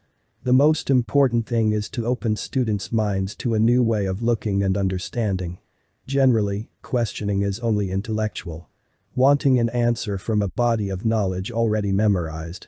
These questions ask the reader to observe what the question is pointing to. Therefore, this type of learning through questioning is not mere memorization of information, but more importantly, it is learning which is immediate, bringing clarity of mind and action into the moment. It is this in-the-moment learning which is needed to understand and end the inherited conditioned warlike attitudes which have been passed on from generation to generation, creating tremendous suffering and sorrow. Please note. Students need to read the stories themselves before considering these questions. It will be helpful if each student has his or her own copy of the book to refer to when asked these discussion questions. Breaking the chains. The test of respect. 1. What creates the shadow? 2. What can we do to stop being influenced by the shadow? 3. What does it mean to say we all leave footprints in time? 4. What keeps us chained to the ancient warrior? 5. What is the most important intent of the martial arts? Hall of Battle. The test of bravery. 1. Why is it important to be disturbed, to wake up? 2. What does the statement, "most people are asleep," mean? 3. How does fear take charge of your life? 4. What was bravery in the past? What does it mean in this test? 5. What is intelligence? How will it help you understand and be free of the chains of the ancient warriors? 6. Why is the first step the last step? 7. Who was the unknown person by their sides? 8. What was that cleanliness which pervaded their whole being? 9. Why did the voice call out, "Don't look back"? 10. Can you see anything in this test that can help you better understand your life? Way of the Golden Dragon. The test of selflessness. 1. How can the way of the dragon take a lifetime to learn, yet take no time at all? 2. What does expect the unexpected mean? 3. What is mental freestyle? Why is it important to the martial arts? To life? 4. Why is the art of listening so important in the martial arts and in life? 5. Again, the teacher commands, "Don't look back." Why is this so important? 6. Before the students entered the woods, they sat quietly in nature, and their fears left them. Why did that happen? 7. How did the students see without seeing, hear without hearing, feel without feeling, know without knowing, in that pitch black night? 8. What does emptiness cannot be trapped, nothingness cannot be captured mean? How is this important in the martial arts? In everyday living? 9. What does it mean when the brain has come to a still point? 10. What does time had ceased and there was nothing and everything mean? Curse of the Ancient Warrior. The test of honor. 1. Why can't you get away from the ancient warrior within you? 2. What is the lesson of the Chinese puzzle? 3. How can you free yourself of the ancient warrior? Through effort to try to get away or through understanding? 4. How does condemning or judging the ancient warrior within you just make it worse? 5. What does it mean to honor the ancient warrior within us? 6. Why did the assistant instructor fight so hard with the younger student? What was the assistant trying to accomplish? Why? 7. Whom did the younger student see in the mirror? Where did that image come from? 8. What did the younger student do when he saw that reflection? Why was what he did not do so important? 9. What does respect have to do with understanding what happened to the younger student when he saw his reflection in the mirror? 10. How can this test help you in your everyday life? As a young person? As an adult? Mind like moon. The test of unity. 1. What was the lesson of the cat and mouse? Why is it important in understanding the practice of the martial arts? In understanding your life each day? 2. Why are there no answers to this test? Why is there nothing to say? 3. What was the division between them? How did it fall away? 4. Why was there no remembrance of what had gone before, no hoping for what was to come? 5. Why is this test so important in understanding the martial arts' real meaning? Gordian knot. The test of spirit. 1. What meaning did cutting 3 bundles of hay have? 2. What is spirit and how is it important to martial arts training? To daily life? 3. How do you just let the board break? 4. Why is the movement to break a board not of willpower? What power breaks it? Why is this important to understand? 5. What does sword cutting and board breaking represent? 6. Why is it important to understand thinking? 7. How can you be free of confused thinking? 8. What kind of learning can help you be free of the mind tied up in knots? 9. What does, should you meet the ancient warrior on the road, slay it mean? 10. How can you end confusion or danger at the root? Games martial arts masters play. The test of trust. 1. What feelings did the students have when they were in the ceremonial hall? What caused these feelings? Are these feelings dangerous? If so, why? 2. What was the white-robed man at the altar doing to make the students feel that way? 3. What did the white-robed man ask the students to obey? How should they obey? Is this intelligent? 4. Why did the teachers trick the students? 5. Why are the students so susceptible to what we adults tell you? 6. Why would adults take advantage of young people?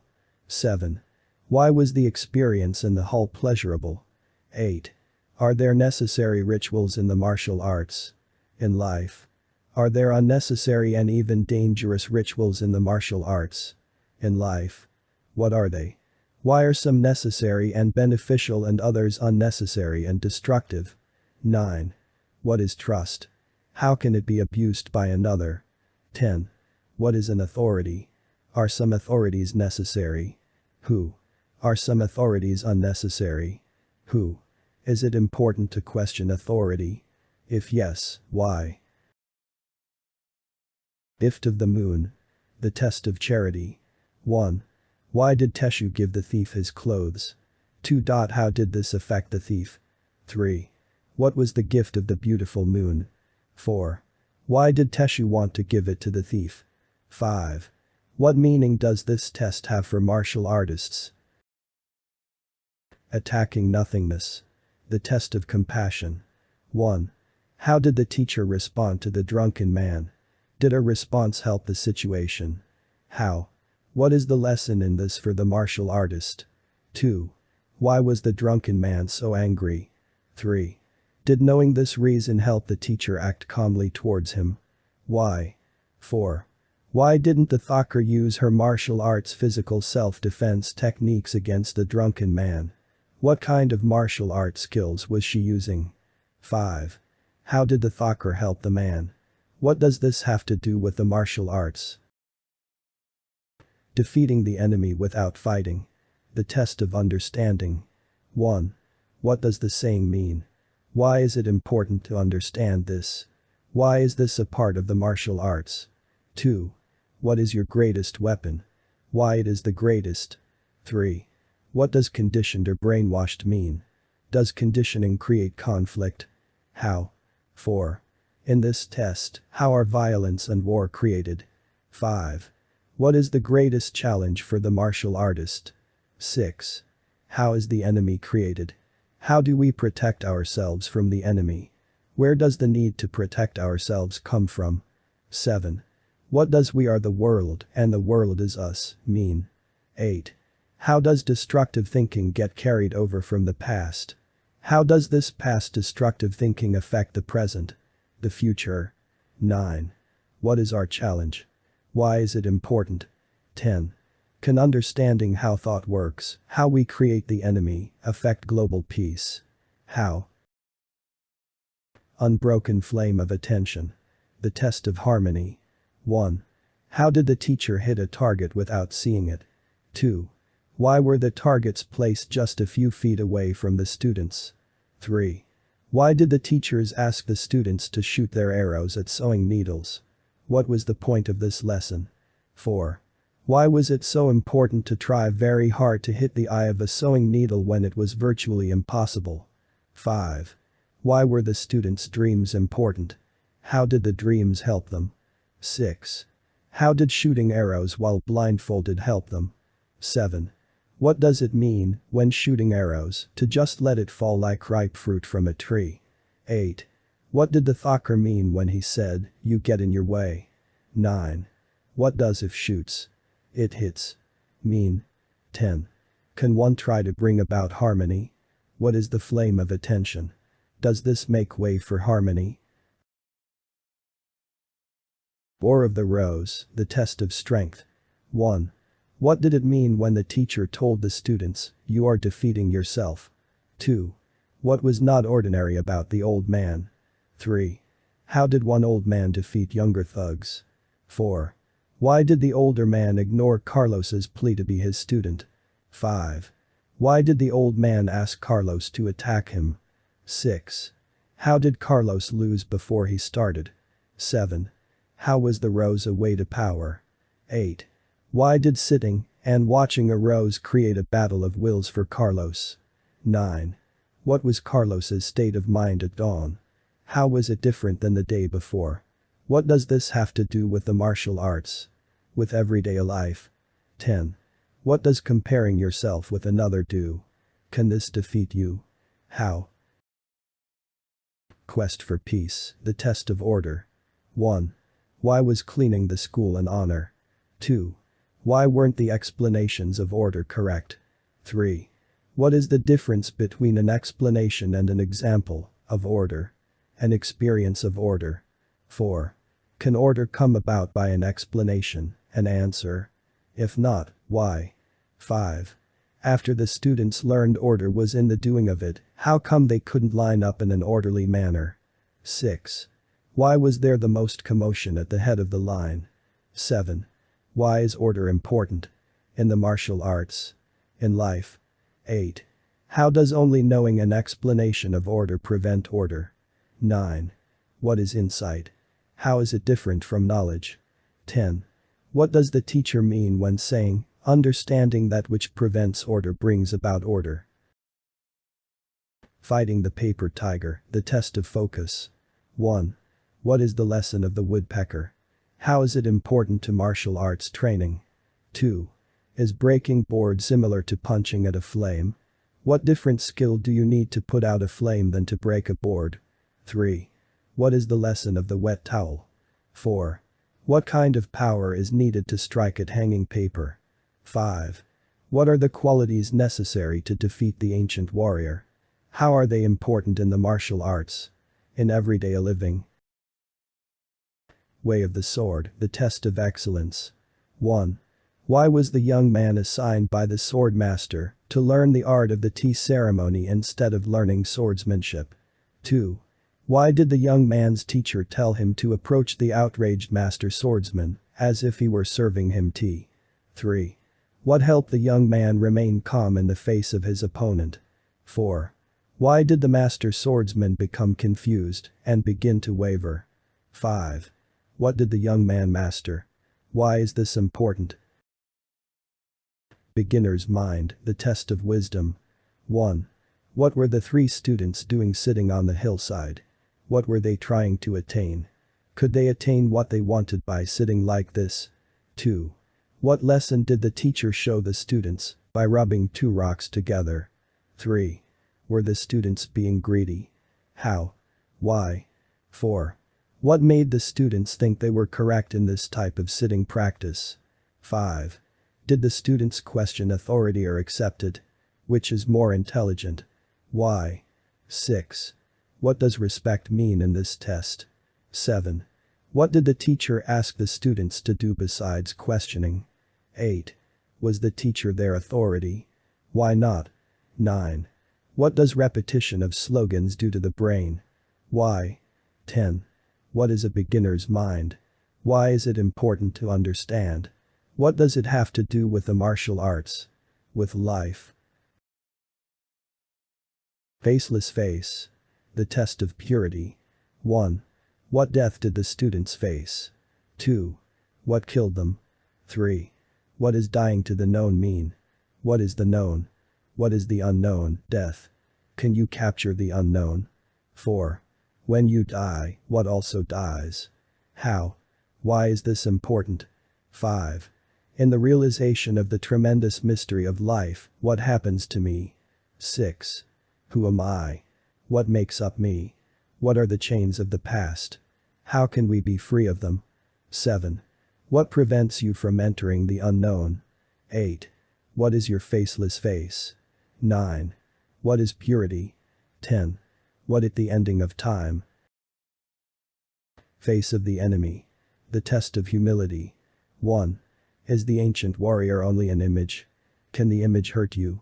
2. What is the popularized image of a martial artist? Is this the correct representation? 3. Physical self-defense helps you to do what? What other skills would you need to stop a conflict before it becomes one? 4. What does practicing the martial arts do for you? Why is this important? 5. What are martial arts peace ambassadors and why are they important? 6. Are the martial arts an eye for an eye, might is right way to resolve conflict?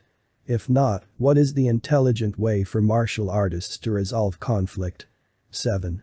Are the martial arts merely a set of gymnastic skills?